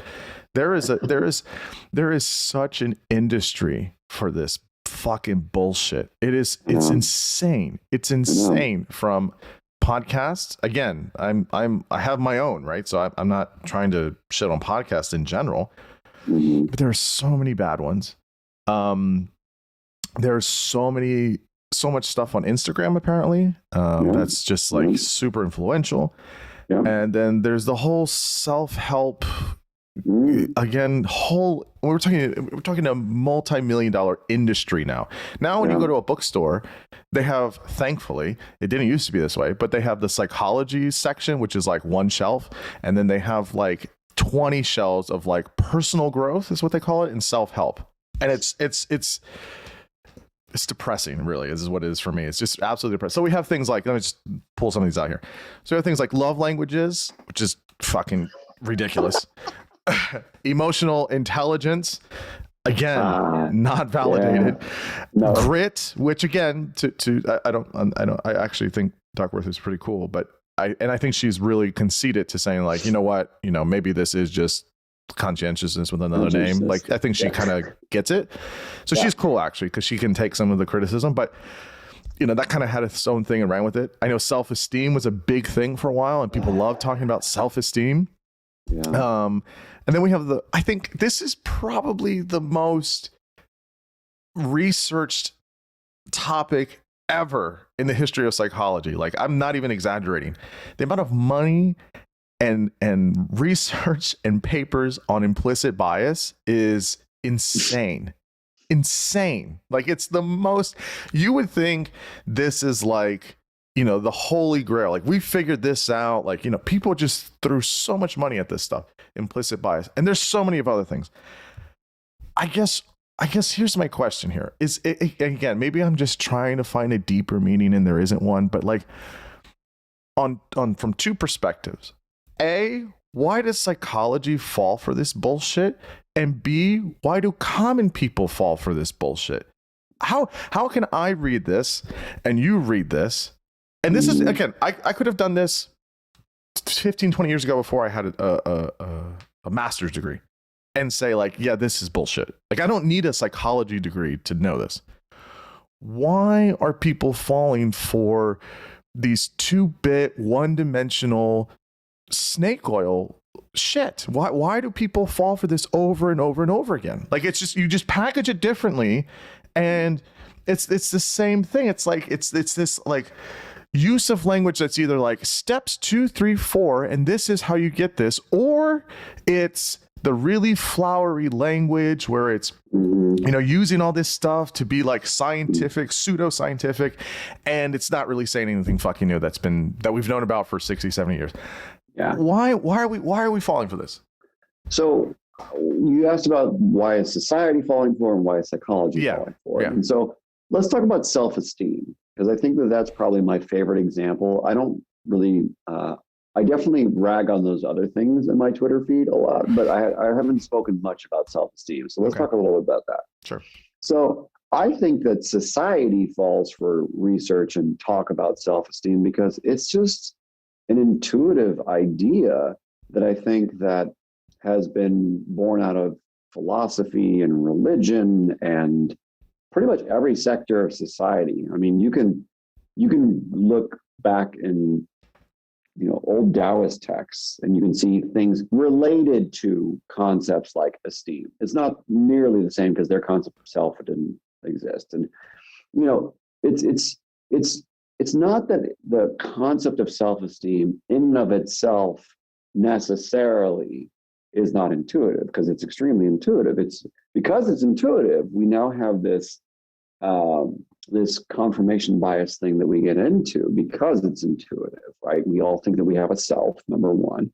We all think that if we have positive attributions about the self, then we have kind of esteem for the self, which again, basic logic makes a lot of sense. And generally speaking, the idea would be is that if we have a set of positive attributions about ourselves that outweigh the negative, then generally speaking, we'll be more well-adjusted. And so I think because of how we're built biologically, that makes a lot of sense. We want to avoid pain as much as we humanly can because life is more pain than it is pleasure, typically speaking. So I get that on the public side of things. On the science side of things, on the psych science side of things, I think the problem that we face is we face a cultural problem and we face a communication problem. So culturally, what I would argue is that psychology is trying to prove a point, which is that there's this thing called well-being, right? And, you know, I will admit, especially from the point of view of clinical psych, that the years, the decades since Freud's time of focusing on human struggle, suffering, deficit personality disorders, right? All these things, focusing on the negative. I can completely understand that there has been a cultural movement, like with the positive psych people, right? And the existentialists back in the 50s, that is away from the negative view of the human and of the self, right? Because generally speaking, it's exhausting to look in the mirror all the time and think about the predominantly problematic parts of your existence. Like no one wants to do it. By the way, this is why Jordan Peterson is so popular, by the way, is that he's one of the first people who's come out in like 50 years who said, by the way, you suck sometimes. And it's okay to suck because that's human. And let's own the suck together and like figure out how to overcome. Right. That's why he's wildly famous. That's it. That's also why Mark Manson's, you know, Subtle Art of Not Giving a Fuck was like so popular, because he was basically doing watered down Nietzsche, which is like, fine. Okay. Sure. Yeah. Which again, there's space for that. And so the pendulum is swinging the other direction again. Totally cool. But the self-esteem bubble, you know, in the 60s, 70s, 80s, et cetera, comes from all of this nonsense about how humans are broken and you know, psychopathology is everything and everything is psychopathology. Like literally, that was the ethos that was the culture of our profession. You know, IQ was created to determine who was stupid. It wasn't created to determine who was intelligent. It was literally, it was never, it was not created and implemented in France, etc., for the sake of identifying who is excellent. Right. And so from its instantiation, we were looking for deficits and differences and difficulties. And so there's a huge cultural backlash against that. And so that's run psychology from, I'd say, at least the late 60s through the early 2000s, when that the popularization of positive psych happened in the APA, also because of who was in charge at the time, right? So, like, I get that. But then the other thing that I have is we have a communication problem, like I said earlier, especially in organizations like the American Psychiatric and the American Psychological. I think the APS to a lesser degree. And so the problem is that all these disciplines are siloed. And so because there's so many, like everyone's competing for attention and airtime, right? They're not talking to each other. They're not collaborating with each other. It's all like, you know, okay, here's our stamp on this and, you know, whatever, right? Here's our flag here. Right. Personality psych is doing its thing. Psychometrics is doing its thing. Evolutionary psych is doing its thing. Social psych is doing its thing. All these, so they're all segregated.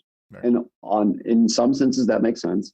But the problem that we face is when major authors across various disciplines are just trying to compete in their little dominance hierarchy and crush it there, and they're not really collaborating with people who come from a disparate perspective, then we can get away with for decades thinking self-esteem is a valid concept psychologically, because the positive psych people, et cetera, just live in their little bubble and occasionally take a tip from like social psych to justify what they're doing. But if they actually spend some time looking at like clinical psychology or experimental psychology or psychometrics, right, and they really like got more psychometrically sound measures, you know, they'd be like, oh, maybe this concept is not so unique, or maybe it's just not so solid. You know, I'll give you a crystal clear example. This is totally separate from what we're saying. So there's this brilliant paper that came out last year that showed that 63% of their sample had a friend addiction. A what? Friend addiction, F-R-I-E-N-D, friend addiction. So here's this is how are they defining that? How did they measure that? What was the sample size? What?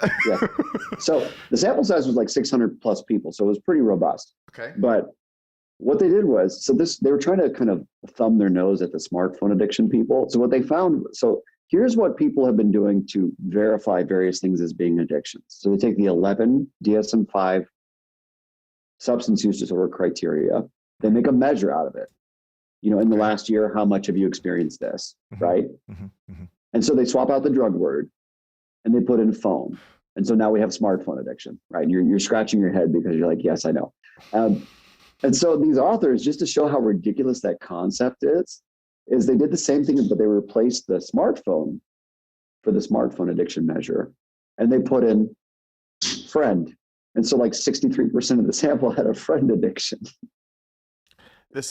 I always get these confused. That's either a non-orthogonal or orthogonal problem of sorts, right? I always get them confused. It's one of them. It's one of those problems. Yes. And so what people don't know, but like lay people especially, but even people in our profession don't know, is that perfectly credible people have lost the plot because they're living in their little silo. Yeah.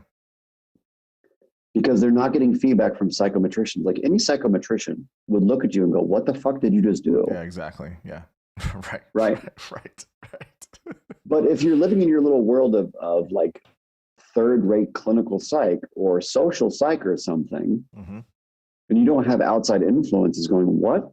And then your journal doesn't care because they're just interested in getting a positive finding or something. Right. Communication sucks, man. Yeah.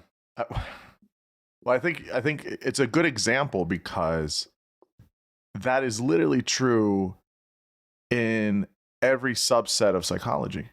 Right. And that's such a problem because it becomes a crisis, right? It's a crisis. And it is, but it also doesn't doesn't negate the fact that there are some really good people doing some really good research, like solid research, like the way that, tradition, like you can, it's I've tried to, I don't do it so often. I was doing it a couple, early last year and the year before that, but I was trying to really share and post like a good paper and like post it and say like, this was great.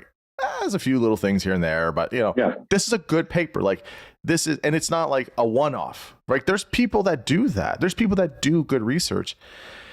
But again, it's unfortunately kind of going back to the stuff we were talking about earlier. That's not the stuff that's getting New York Times bestseller, blah, blah, blah, blah, blah, blah, blah, in all the, storefronts, whatever. That's not what's getting published. What's getting published and what's getting talked about is, why the Myers-Briggs is such a great test of personality. Or, why we still have emotional intelligence or whatever. I mean, it's so frustrating. But again, fads exist because people who think critically, it can't get popular. Yeah. Yeah, that's a great way of saying it. Yeah. I mean, it's not sexy because you don't get, it's hard to be impassioned about being nuanced. Right, like to talk about the Myers-Briggs, for instance. I'm well aware. Yeah, as we know, as you and I both know. Yeah, like the Myers-Briggs is a good example of this. So like, it's got some face validity, which is fine and all that, but like its test-retest reliability is terrible. Yeah, it's like negative points. It's fucking awful. And so, I can take it now, and then I can take it in like 2 days, and I'm going to get different results based on how I answer the questions. They're in discrete categories instead of continuous ones, which is ridiculous. They don't factor in like neuroticism, I think, or there's nothing to factor in for that, or there's one of the ones from the Big Five don't factor in. There's so many problems with it. And see, that's the thing is like the average person who's like a corporate consulting, whatever, psychologist, IO psychologist, like they will still talk about the Myers-Briggs as if it's a valid test, which is like, I've had those conversations. I know. And it blows my mind because I cannot imagine what it's like to look at the data and go, well, it's fine. Yeah. I mean, I was literally surprised. I've heard it recently in different contexts where someone has told me, yeah, we use the Myers-Briggs. I was like, wait, seriously? Like you legitimately use that as like your like battery for like trying to understand certain concepts? Straight faced. Yeah, I know. I couldn't believe it. It blows my mind, man. Maybe tell me a little bit just about we can pick on, I guess, the emotional intelligence. I mean, a lot of people like that. People will use that term colloquially. I mean, even people that are trained psychologists will use that term still. Nothing to say against Danny Goleman. I think Danny Goleman's a great guy. I think he's wonderful. I don't have anything negative to say about him personally or anything like that, but just the concept of emotional intelligence. So, I mean, where do you land on this, or why do you find it bunk? So it's bunk because I think there are two better concepts that explain it more, let's say, effectively. And I think two is better than one, honestly, because I'm very afraid of the univariate fallacy in my life. Mm-hmm. And so because of that alone, I think it's bunk. But also, and again, some studies show that EI is a better predictor than like some of the 5-factor model traits. Okay, cool. So like in those studies, it's definitely confirmed that EI is definitely a thing and it better predicts. Okay. But then when you design the study a different way, those other variables, like from the 5-factor model, for instance, will over predict EI, right?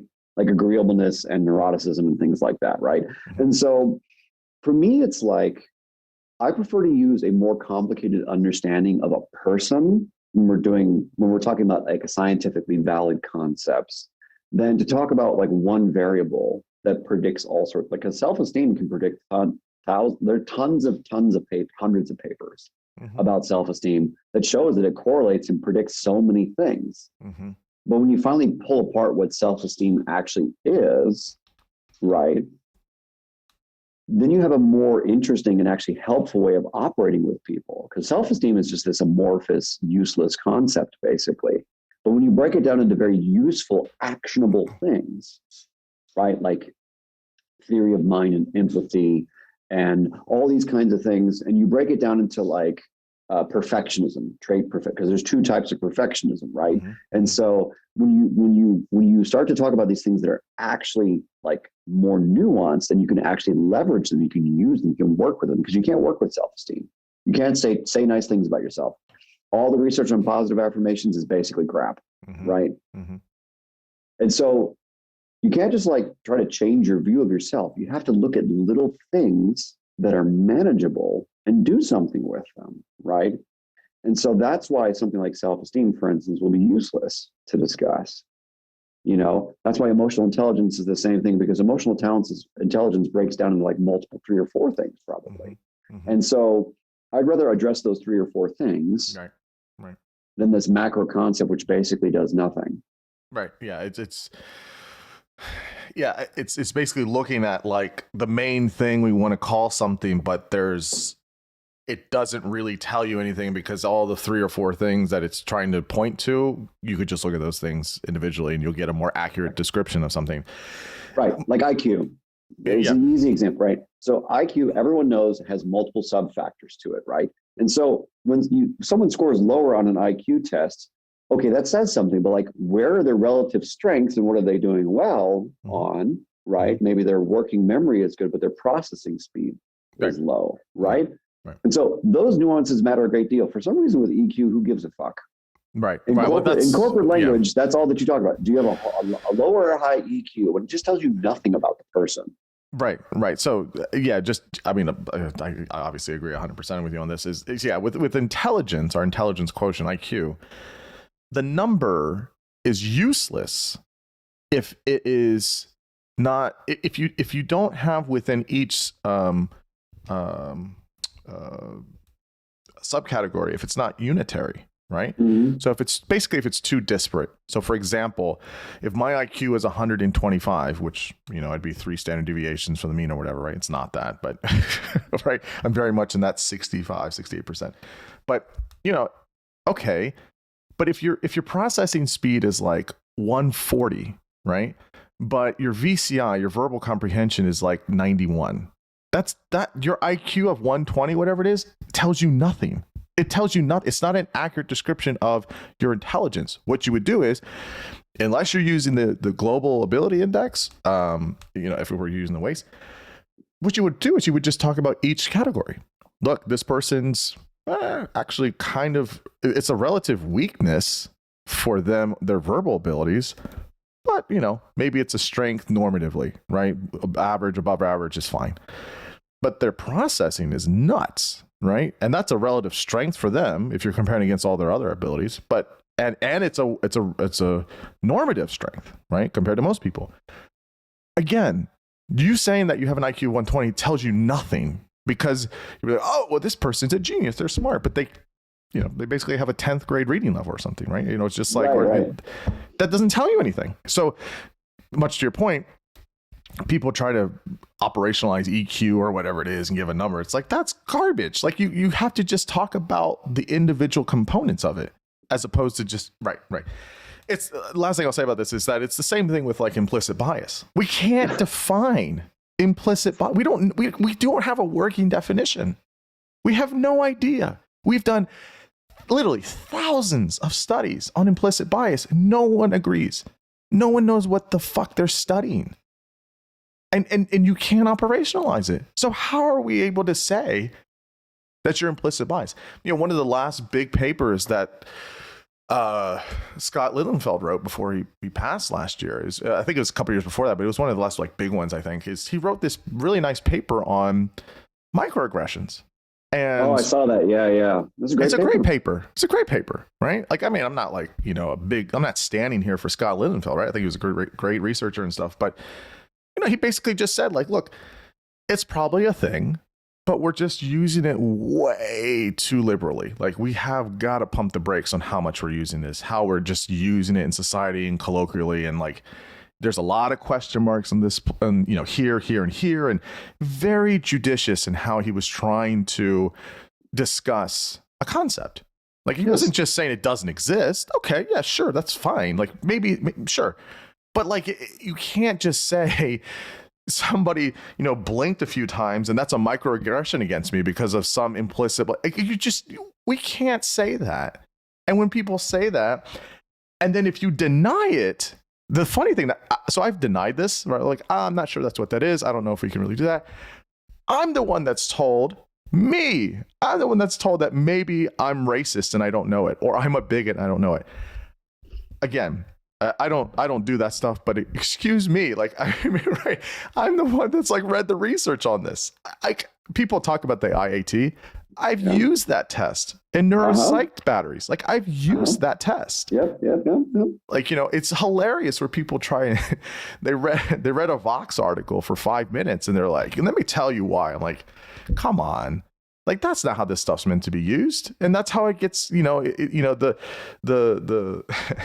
the animals escape the zoo, right? Once things get out of academia and it's into the world, it's like, yikes, people are just twisting and just tossing it in different ways that it's not intended to. And it causes, I think, maybe unintentionally, but a lot of harm in some ways. I don't know. What do you think about kind of the idea of that?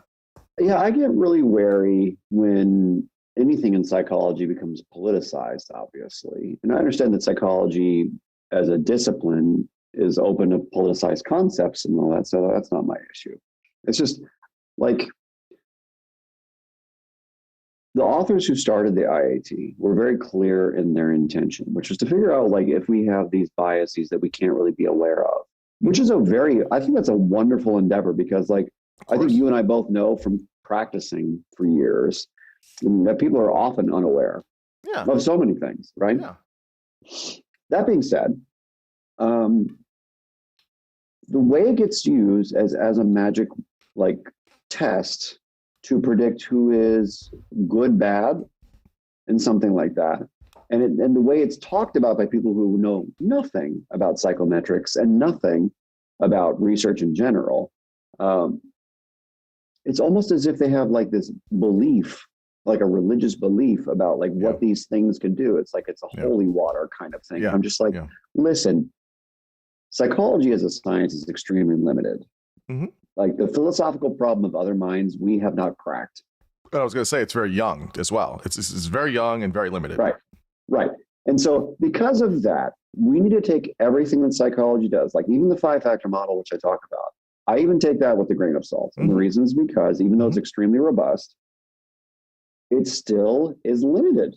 Yeah. It doesn't account for anywhere close to a significant portion of the variance in anything. Like, the best IQ does is like 5% of life success. Mm-hmm. And so why are we placing all of our hopes on a measure that accounts for 5% of life success? Mm-hmm.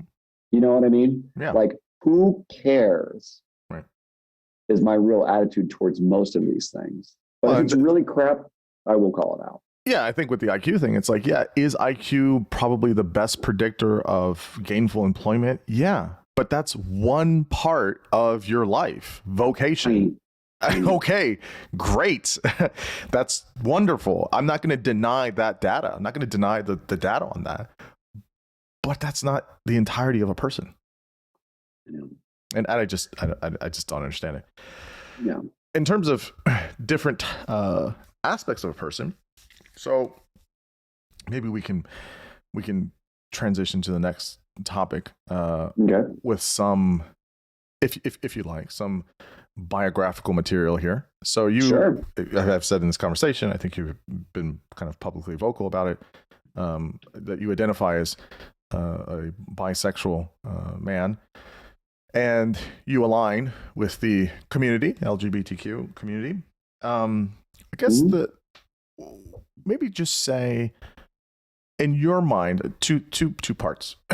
What's your kind of understanding of, I guess, the history, at least in the United States, of kind of, there's a lot of my understanding, there's a lot of movements within that community, right? It starts here, and then there's another iteration, and there's where we're at today. So maybe just give us your kind of overview of the community, is, its history and diversity within it, and kind of where it's at now, and then we can jump into kind of what your ideas are of bisexuality and things like that.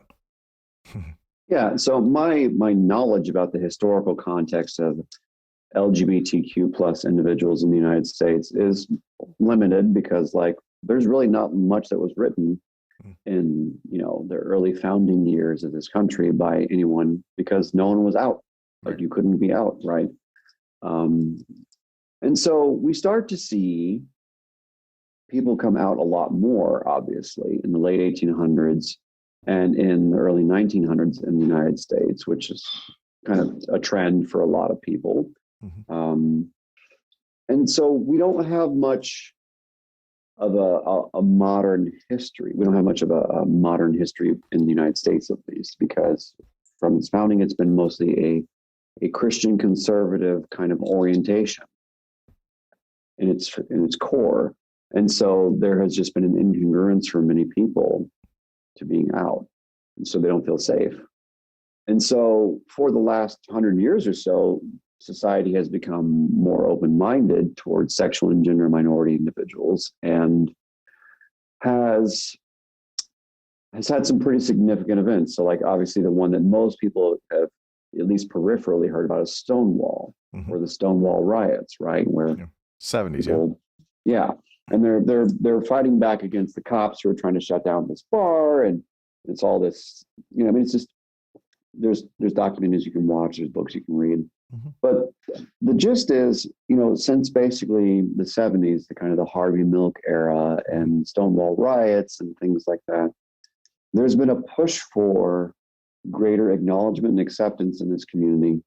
And the first group that got real crystal clear acknowledgement and acceptance were what we call cis gay males, gay guys. And so since the 70s on, gay men were kind of the figurehead group of the various groups in the LGBTQA community. And what's misleading about that is that right at the same time as like Stonewall was happening, there were a number of trans individuals who were part of the Stonewall movement and the Stonewall riots. And so it is a completely fair thing. Like when the trans activists say something like, trans people have been there since the beginning or whatever, that's true. It's absolutely true, especially when it comes to more recent history.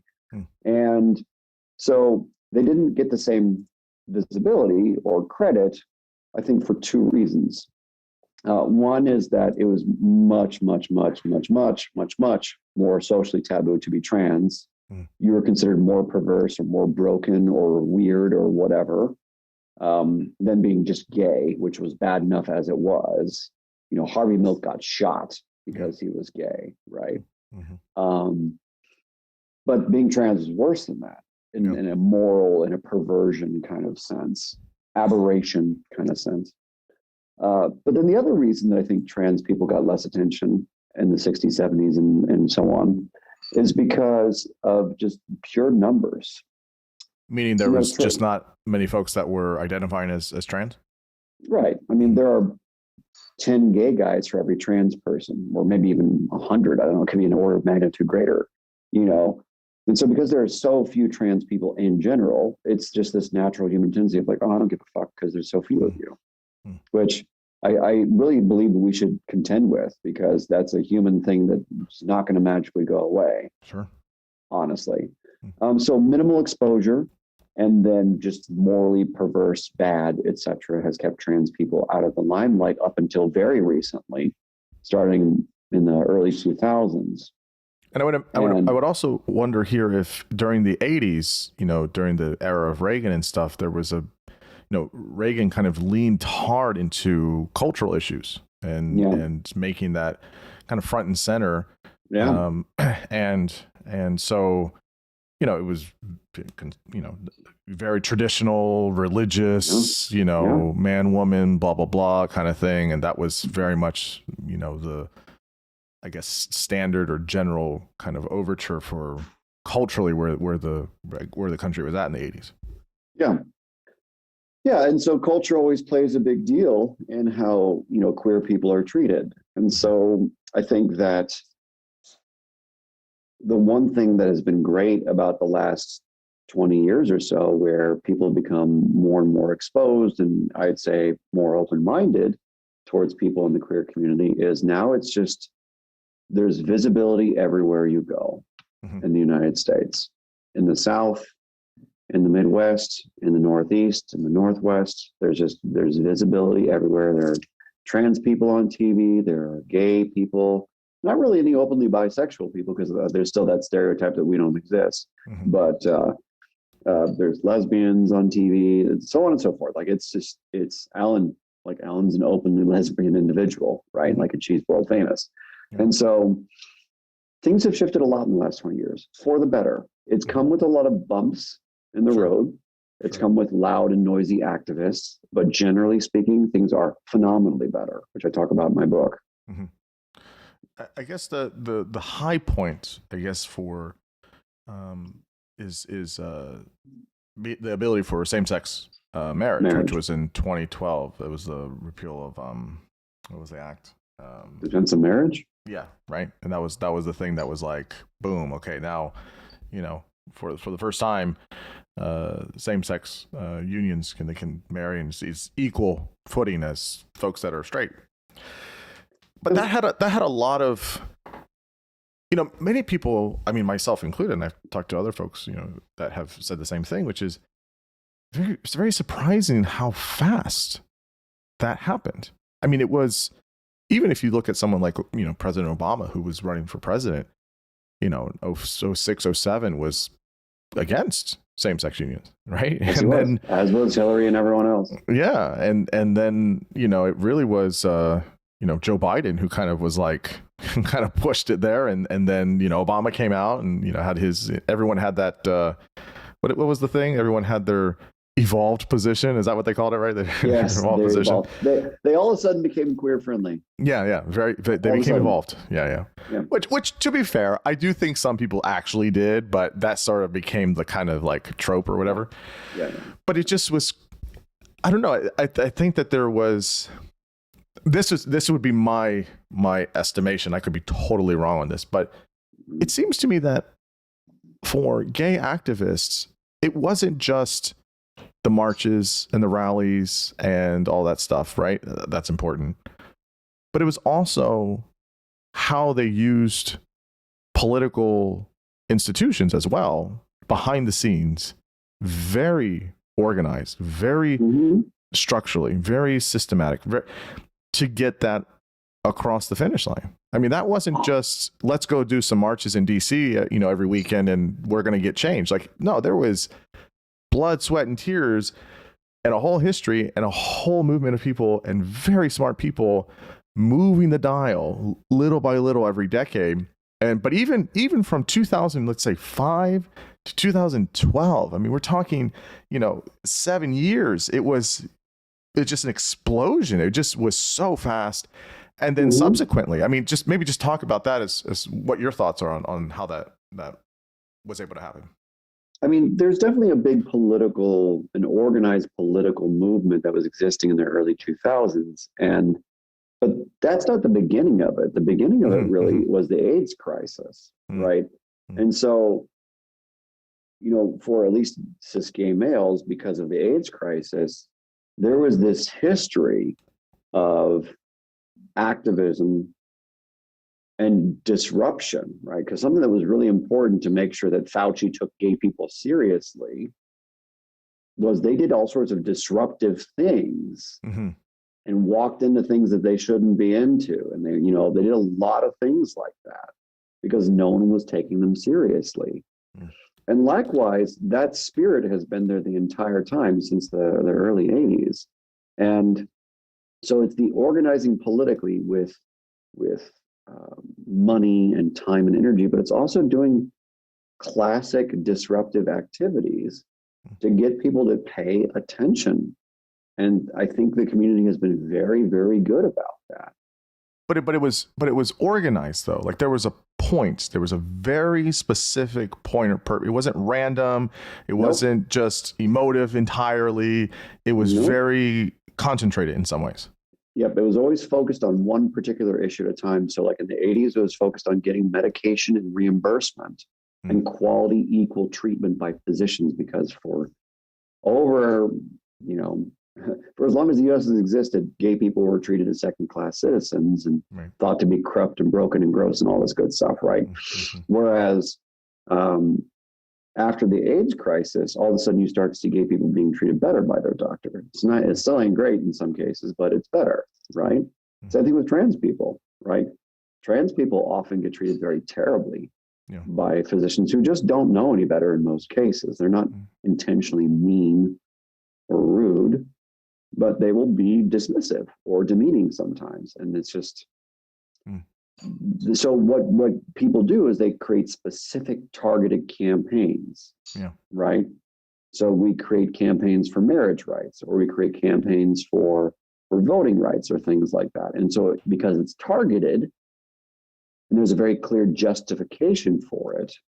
And a goal, like people know, like if you were to ask them, what is this about? And they can tell you this is what it's about specifically, not this amorphous, abstract, we just want our rights. It's a very specific kind of thing that is, again, very, very, very direct in a way of saying like, this is what we're looking for.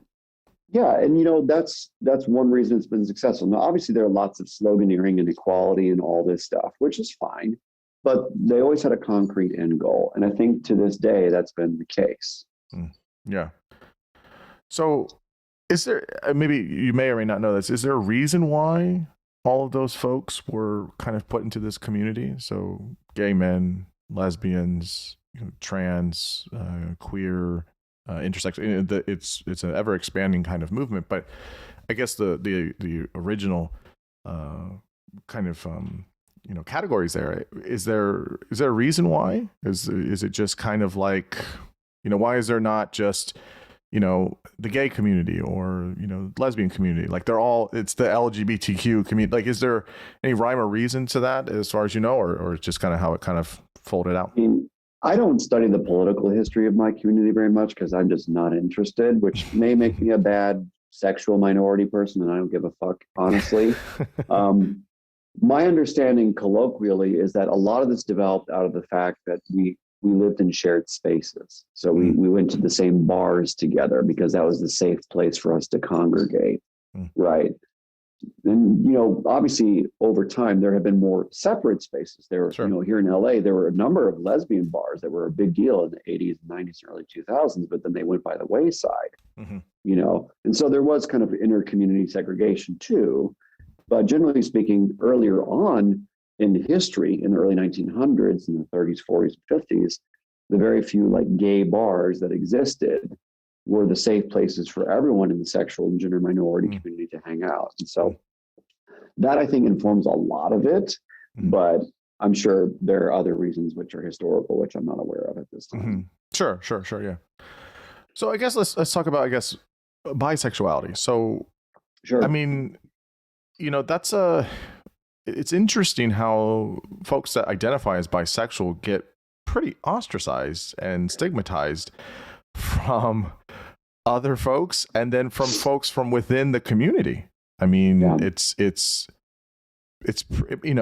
I mean, again, I know a lot of this stuff from some friends of mine and even from clients, but this idea that you have to pick one, right? You can't possibly like both, right? But I guess just tell me, how do you, I guess maybe conceptually or whatever, understand how this works, but then also maybe if you want to share for yourself, like, is it just as simple as like, look, I'm sexually or physically attracted to both males and females or anywhere in between? Like, is it just that simple? And if so, why would this be hard for people to just kind of get on board with? That's just a thing that happens.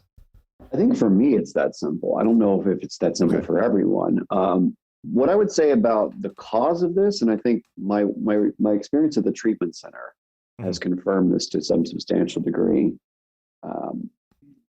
Generally speaking, my belief is that internalized homophobia and shame about femininity and things like that is what drives people to not like bisexuals in the LGBTQIA community. And here's why.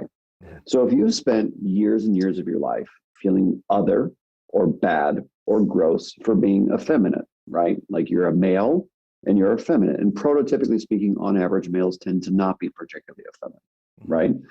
But you're gay or you're trans or you're pan or you're queer or whatever, and you're effeminate. And you know that the world's going to look at you differently, right? Just a human observation. and you think that the world is bad for treating you differently because you're effeminate, right? Then you're going to be pissed about that, reasonably so. And you might even internalize some shame. We call it internalized homophobia, right? And so that internalized homophobia is going to make you do a number of things. It's going to make you do classically a lot of, as a clinician, I'm sure you would think through these things the same way, which is like, it's going to make you want to, you know, lash out at people who oppress you, right? That makes sense. It might also make you want to hide yourself. Well, that makes sense. It might also make you want to try to fit in only selective spaces, right? Because that's where you feel safe, right? You might self-segregate, as they say. Another thing it might make you do is it might make you jealous of people who can fit in anywhere, right? And so one of the things I have that a lot of friends joke with, I have a couple of particularly effeminate friends, and they joke about me having straight passing privilege. Because like I drive a truck, I shoot guns, I like sports, you're a toxic male. You're a toxic. I'm a toxic male. I'm extremely toxic. I'm about as heteropatriarchal, whatever nonsense. You know, like I am. And so I have this so-called privilege, right? And so when I hear that, I always think jealousy. And it's fine because, like, of course, my life has been easier. I've never been outed by anybody. Whereas a lot of people, if not most people that I know, have been outed. Sure, yeah. And it's extremely uncomfortable. It's embarrassing. You worry about your safety. You worry if you're going to keep your job. You worry if your family is going to accept you. Yeah. Right. And so because of all that hurt and that resentment and all that, it gets easily projected onto people who are more like myself. And I'm not saying that I'm special or good or something. I'm just saying that I happen to be lucky in this particular society that's much more interested in kind of a masculine, feminine binary. But is that an intentional thing? Is that something that or is that you're just being yourself? Like, is that just a kind of like, well, I know I should probably, and that's just over years and years of experience that you've learned how to operate in kind of straight spaces, if you will? Or is that just temperament? That's just kind of how you are? How do you see it?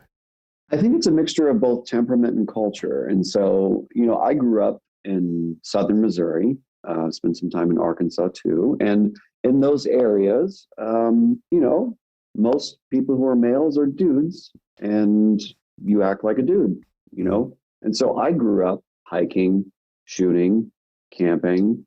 I'm an Eagle Scout. I grew up, like, one of the things that my friends and I did in high school, which you didn't have to coerce me into it, was we played airsoft. We shot each other, which was fucking amazing. Because it's fun to shoot your friends. I'm a little more aggressive by nature. And so I kind of like that. I'm a competitive person by nature. Right. And so, like, I think I was always naturally competitive or aggressive or whatever phrase you like. Sure. And so I think growing up in the culture that I grew up in, it kind of nurtured that aspect of me. Now, I could have grown up in a culture that nurtured the more, you know, intellectual parts of me or the more musical parts of me, but I didn't grow up in a culture that nurtured those things. I grew up in a culture that said, have fun, get dirty, you know? I grew up in a culture that was very kind of like lower middle class, working class, poor, that said, let's like have fun, go out there, do your thing. But I was always kind of authentically myself. I was always a little weird, always a little different, and people kind of knew it, but they're just like, he's just different. And they didn't really care, you know. But I always do wonder, like, if there were more openly gay, et cetera, individuals in my world, would I have been acculturated a little differently? I don't think so, but it's possible. And I'm open to that possibility. So for me, I think that the prototypically masculine things that I like cars and guns and working out and all that kind of stuff, some of that's cultural, but some of that's just like stuff that's found. Like, my dad loved cars. And so I grew up learning about cars. And actually, I think I know more and love cars more than he does, right? It's just super fascinating, and it's fun to like mess with cars. One of my favorite things I did as a teenager was work on cars.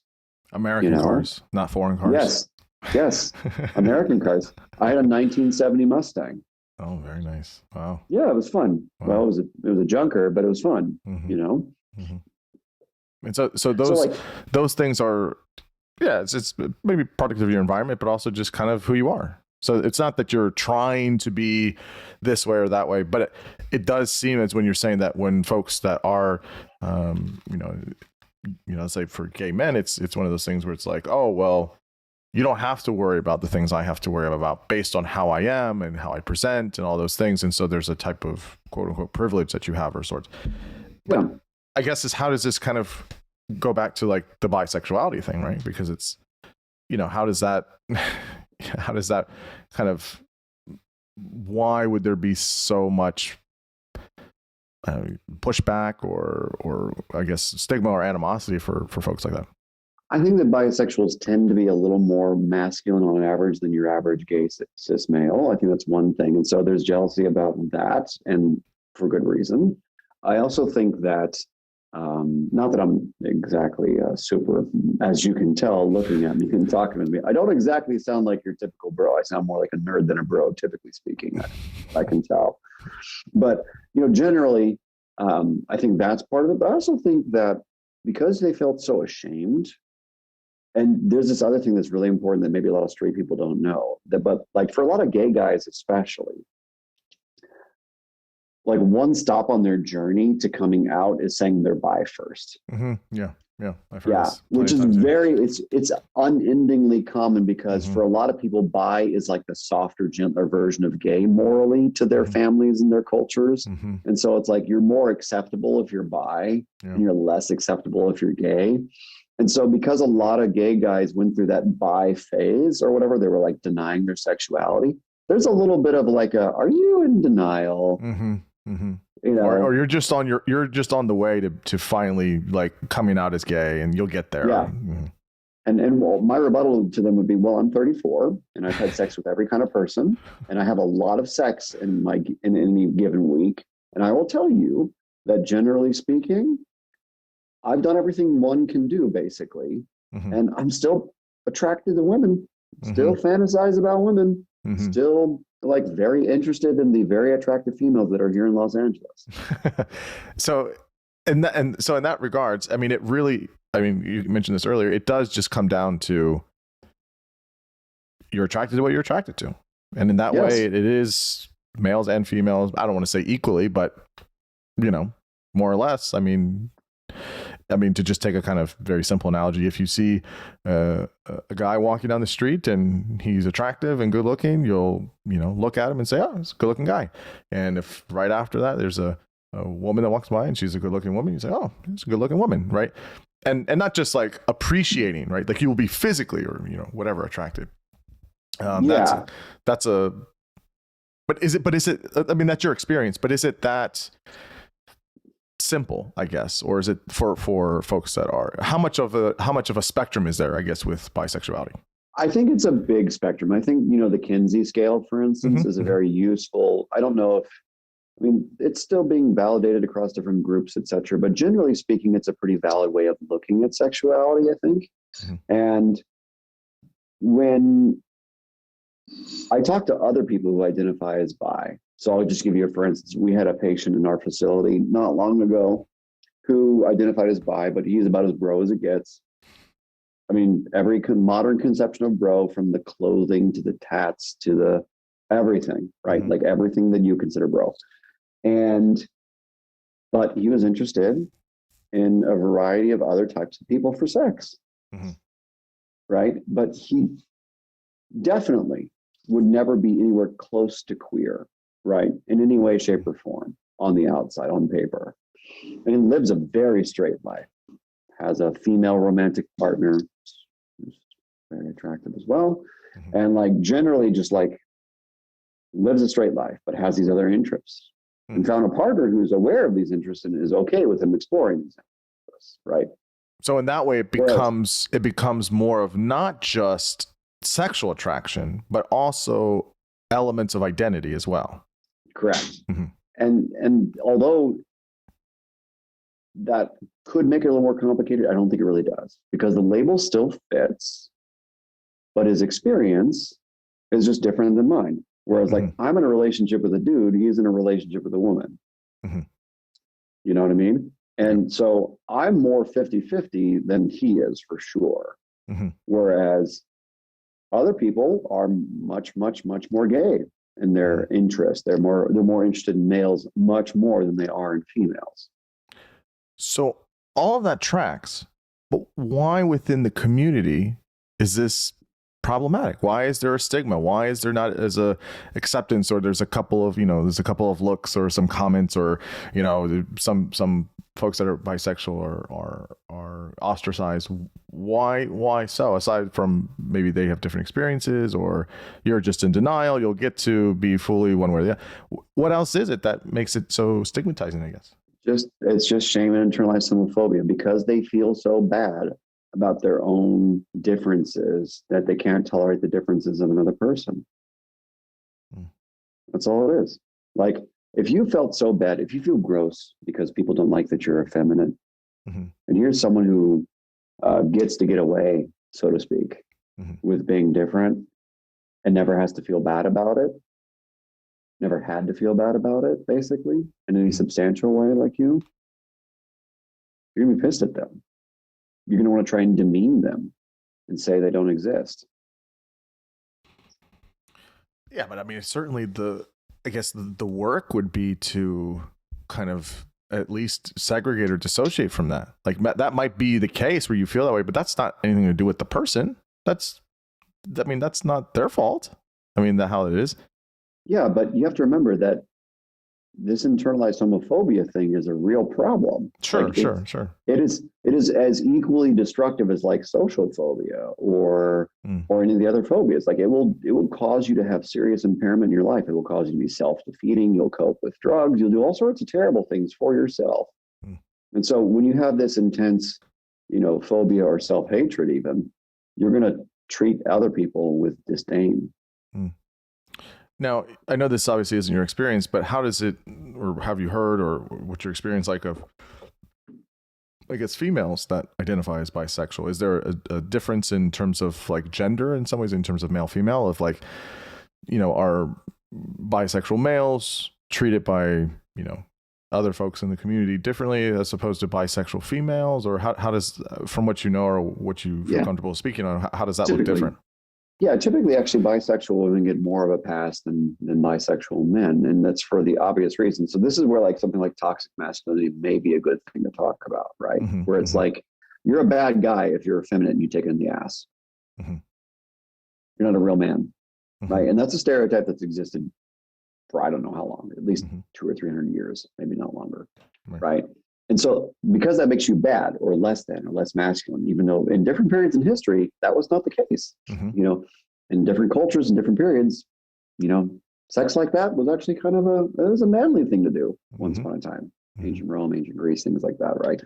And so it's kind of like there's been a set of cultural and religious shifts that make being, I think, an effeminate or submissive male, etc., less good than being a sexually liberated female. I think being a sexually liberated female who maybe is attracted to men and women and so on and so forth would be more good. And there's more like positive stereotypes. And then one of my favorite feminist papers I read on it is like, well, it's because of the male gaze, basically. It's like, because men find it hot, therefore it's a good thing, right? Which I'm sure has some truth to it. I have no doubt whatsoever that it has some truth to it. Yeah. I guess in an ideal world, I mean, is there a way where that can just improve for how folks that identify as bisexual within the community, and I guess, larger, is there a way in which there can be improvement on this? Let me ask a different way. If you work with folks that are bisexual and they talk about this stigma and it's a real thing and it's really difficult, like, what's the way in which to try and help folks to, really manage that or try to deal with that? I mean, I think for a lot of folks, it's not as big of a deal, but generally speaking, when it is a big deal, the stigma is a big deal. There are various support groups you can go to. Obviously, you can see a therapist if you want.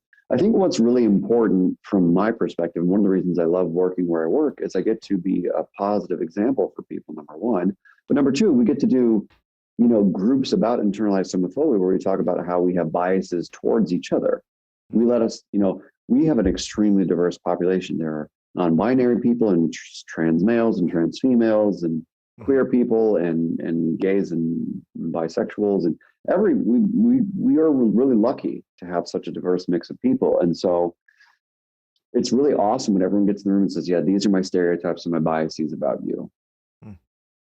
And so we get to start talking like adults to each other about how we want to care for each other and accept each other, but then also we were raised with these stereotypes and these biases, and we should start to see each other on more of a spectrum, you know, and be more accepting, you know, because you can ask any of my patients, they will tell you that the LGBT community is worse to itself nowadays than the straight community is. Yeah, that's really sad. I mean, it's a very sobering thought, and it's sad. I mean, you know the more recent history, the past 60, 70 years of how tough it was, and kind of what you were saying, like the thing that unified everybody was we're hanging out in the same spaces, and we're hanging out in the places where we can kind of feel, you know, not discriminated against and feel more, you know, accepted. And now it just seems to be splintering in somewhat nasty ways, you know, which is maybe it's not meant to be forever, right? Maybe it's not meant that that community has to be forever. Maybe not. I don't know, but yeah, I don't know. It is kind of sobering. I appreciate you sharing some of your personal experiences and things like that with the issue. It's interesting to think about that, and I think it doesn't get discussed enough. The last thing I want to just talk to you about briefly. You know, I know we just got started. We haven't been talking too long, so you know, I just want to. One of your shorter. This is one of my shorter ones. Right? Yeah, it's one of my shorter ones. Yeah. I guess the last thing is just kind of more generally. I mean, because you can just go off on pretty much anything, but there's this whole fascination with like the culture wars thing, right? And just everyone loves to talk about it, and everyone loves to have an opinion and a take and all that stuff. And I guess my question I always ask myself is, how much oxygen should we give this stuff? You know, I mean, I think some of this stuff is important for sure, or maybe the issue is important, but how it's discussed, how much it's discussed, and then, you know, there's these kind of counter movements that come out of it. So there's this like thing of like social justice, things like that. Okay, I think it's gone off the rails in a lot of ways, but I think it has. I think at its core, I think it has its origins are pretty good. We want people to be equal, and we want people to be treated fairly, and we want people to not be discriminated against. I don't think anyone's going to really say no to like, no, I do want those. I don't think anyone's going to say that. Yeah. But I do think it's gone off the rails. But then you have this counter thing where like now it's this strange thing where people will become so, I mean, literally animated that it will be the anti of that, where they're so anti whatever, fill in the blank, that they just start being anti like basic stuff that normally they would have been, like, I don't know, like racism or like discrimination. It's like, no, that's what they're using, and so we have to be against. It's like, whoa, like you've gone like really far now on being anti something that you're missing things that you normally would have been, you know, again, you would have been, yeah, I'm against that. Like that starts to happen. And I guess I just wonder whether it's online or in real life, you know, how much oxygen should we give this stuff? Is it really helpful, or is it just counterproductive? I mean, you know, what do you think about that? Yeah, that's tough. I wish I could give you a concrete across the board, self-helpy kind of answer. And I don't know that I have one, because I think, especially online, right? Like everyone's participating for different reasons. And I think in a space like Twitter, especially, everyone has different goals, right? So like my goals on Twitter are pretty obvious to the vast majority of people who follow me and who talk to me on a somewhat frequent basis, which is I want to have fun, which is the first thing. So I make a lot of stupid jokes, and those get received sometimes well and sometimes not so well. The second thing I want to do is I want to be nerdy. I want to talk about things that are scientific, and so I'll follow some people. And the third thing I want to do is I want to get in the culture war and see if I can help somehow. And so because that's there, I own that. And I see what the problem is with how I participate, right? Because I know that I can participate in ways that are problematic.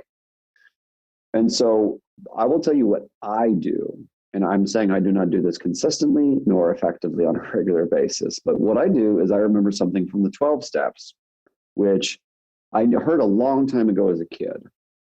But then as I got older, I forgot it, and ego and all that good stuff shows up.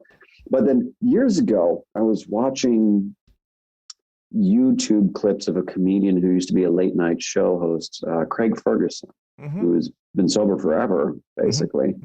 And he was talking about his history of failed marriages, which, honestly, he's had some rough ones because he's kind of crazy. But he's doing the stand-up set about these 3 questions you must always ask yourself. And the first question is, does it need to be said? Does it need to be said by me is the second one. And the third one is, does it need to be said by me now? And that's a 12-step thing through and through. And the reason that's come up is because, a lot of alcoholics are pretty loose with their mouth and say whatever the fuck is on their mind. And I come from that background. And so I have that same problem. And so, his little sketch about his failed marriages and how he learned how to do this is it's funny, but I recommend you look up that clip if you're ever interested. It's funny. But I remember I saw that clip and I was like, holy shit, why am I not doing more of this? And so for me, what I've tried to do is remind myself of that. And sometimes I will not tweet things. And sometimes I will completely forget that altogether and I will make terrible choices. And that's okay. And I have grace for that. And we all do that. And I think that how much oxygen to give things is really up to you as a person.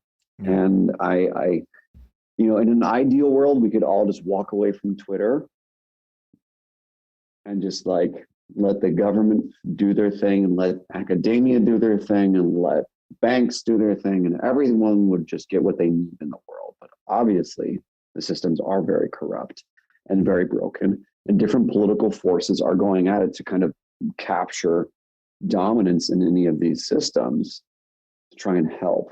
And so I applaud people for wanting to help. And I think it's a good thing. I just think that the mediums in which we're arguing are just completely nonsensical at this point. And so more conversation like this probably would help, where people can kind of have a lengthy experience of really talking through things and doing their best to be nuanced, even though people accuse me of civility porn for talking about nuance. But you know what? I think that is the scientific approach to things, is that it's more complicated than the univariate fallacy. I think in most cases, obviously, there are very clear examples of sexism and racism and transphobia, and call that out as much as you want, please, because it's a good thing. But generally speaking, when we're talking about ideas that drive the culture war, it's not univariate. It's more complicated. It's contextual. That's the other thing, is the more we can contextualize what we say, I think the better, as a coping skill, right? It's a classic cognitive therapy thing. And so I think between asking myself those 3 questions and trying to make sure I add a context or say things with context, I think helps me. But I don't know if I should still be giving those things oxygen. I don't know. I mean, I personally pass over a lot of things I'd love to play with, but well, I mean, most people don't know this or wouldn't know this, but look, I have Twitter is an exercise in self-restraint.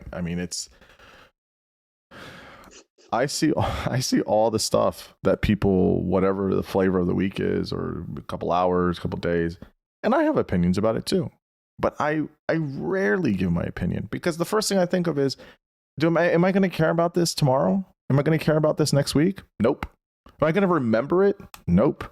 Nope. Do I need to get my opinion out there publicly? No.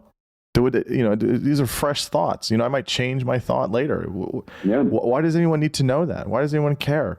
Okay. So I don't, and I just feel like a lot of people, it's just very reactive.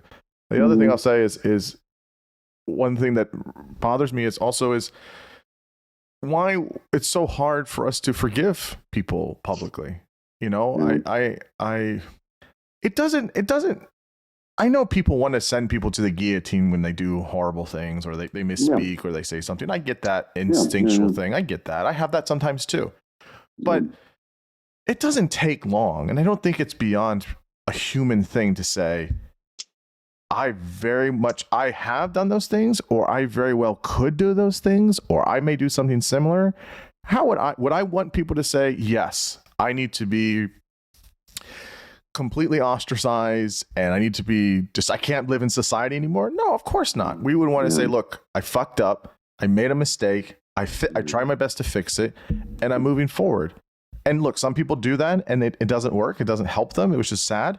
And sometimes people do that terribly, and it just comes across as defensive, and you know, they don't really own it. And okay, that's not so good. But I think overall, why do you think it's so hard for people to forgive people, or be so arrogant as to think that they couldn't have a mistake that they could make as well? Why is that? Why do you think that's so difficult? I don't think forgiveness is sexy, number one. So I don't think it's going to get a lot of tweets and retweets and likes and stuff like that. I also think that culturally, forgiveness was driven more by religion for many years in this country. And so I think that as this country becomes less religious, generally speaking, that ethos will start to disappear some. I also think that the online environment is not about being a good human per se. It's not about your best values. Yeah. It's about playing a game. And so the thing is, how does forgiveness help you win the game?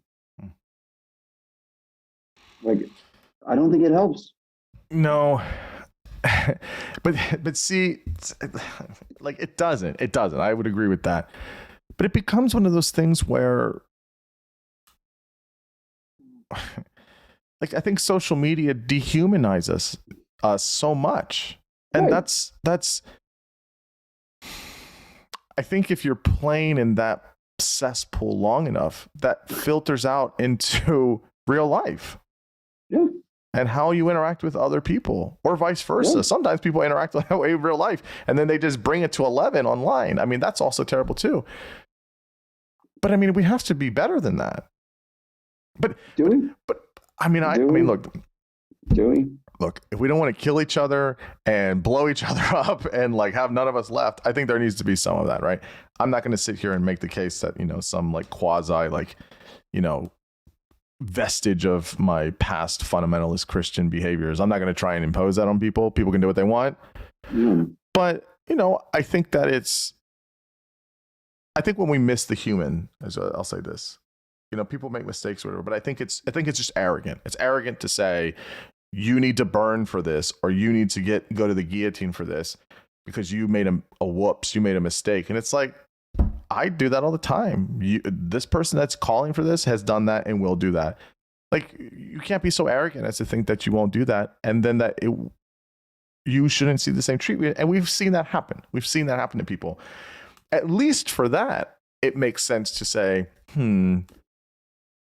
maybe we should pay it forward a little bit, or how do we have a little grace, or how do we, you know, just see the humanity of this person, or like, you know, it happens. Okay, how do we punish what's going on, or discipline, or whatever, correct, and we move on. And I just don't know whether it's in real life or online why that's progressively difficult for people to do. We can't just be all the time out and about with people. We just can't. It's just not sustainable. It's not sustainable. I think that it happens online. I think it's just not glorified online. So what do you mean? Say more. Like, I'm sure apologies and forgiveness happens online, and I just don't think it's the thing that gets 1,000 likes. Yeah. So I'm sure it happens, but I think what catches our attention is the incendiary thing of the day or of the moment.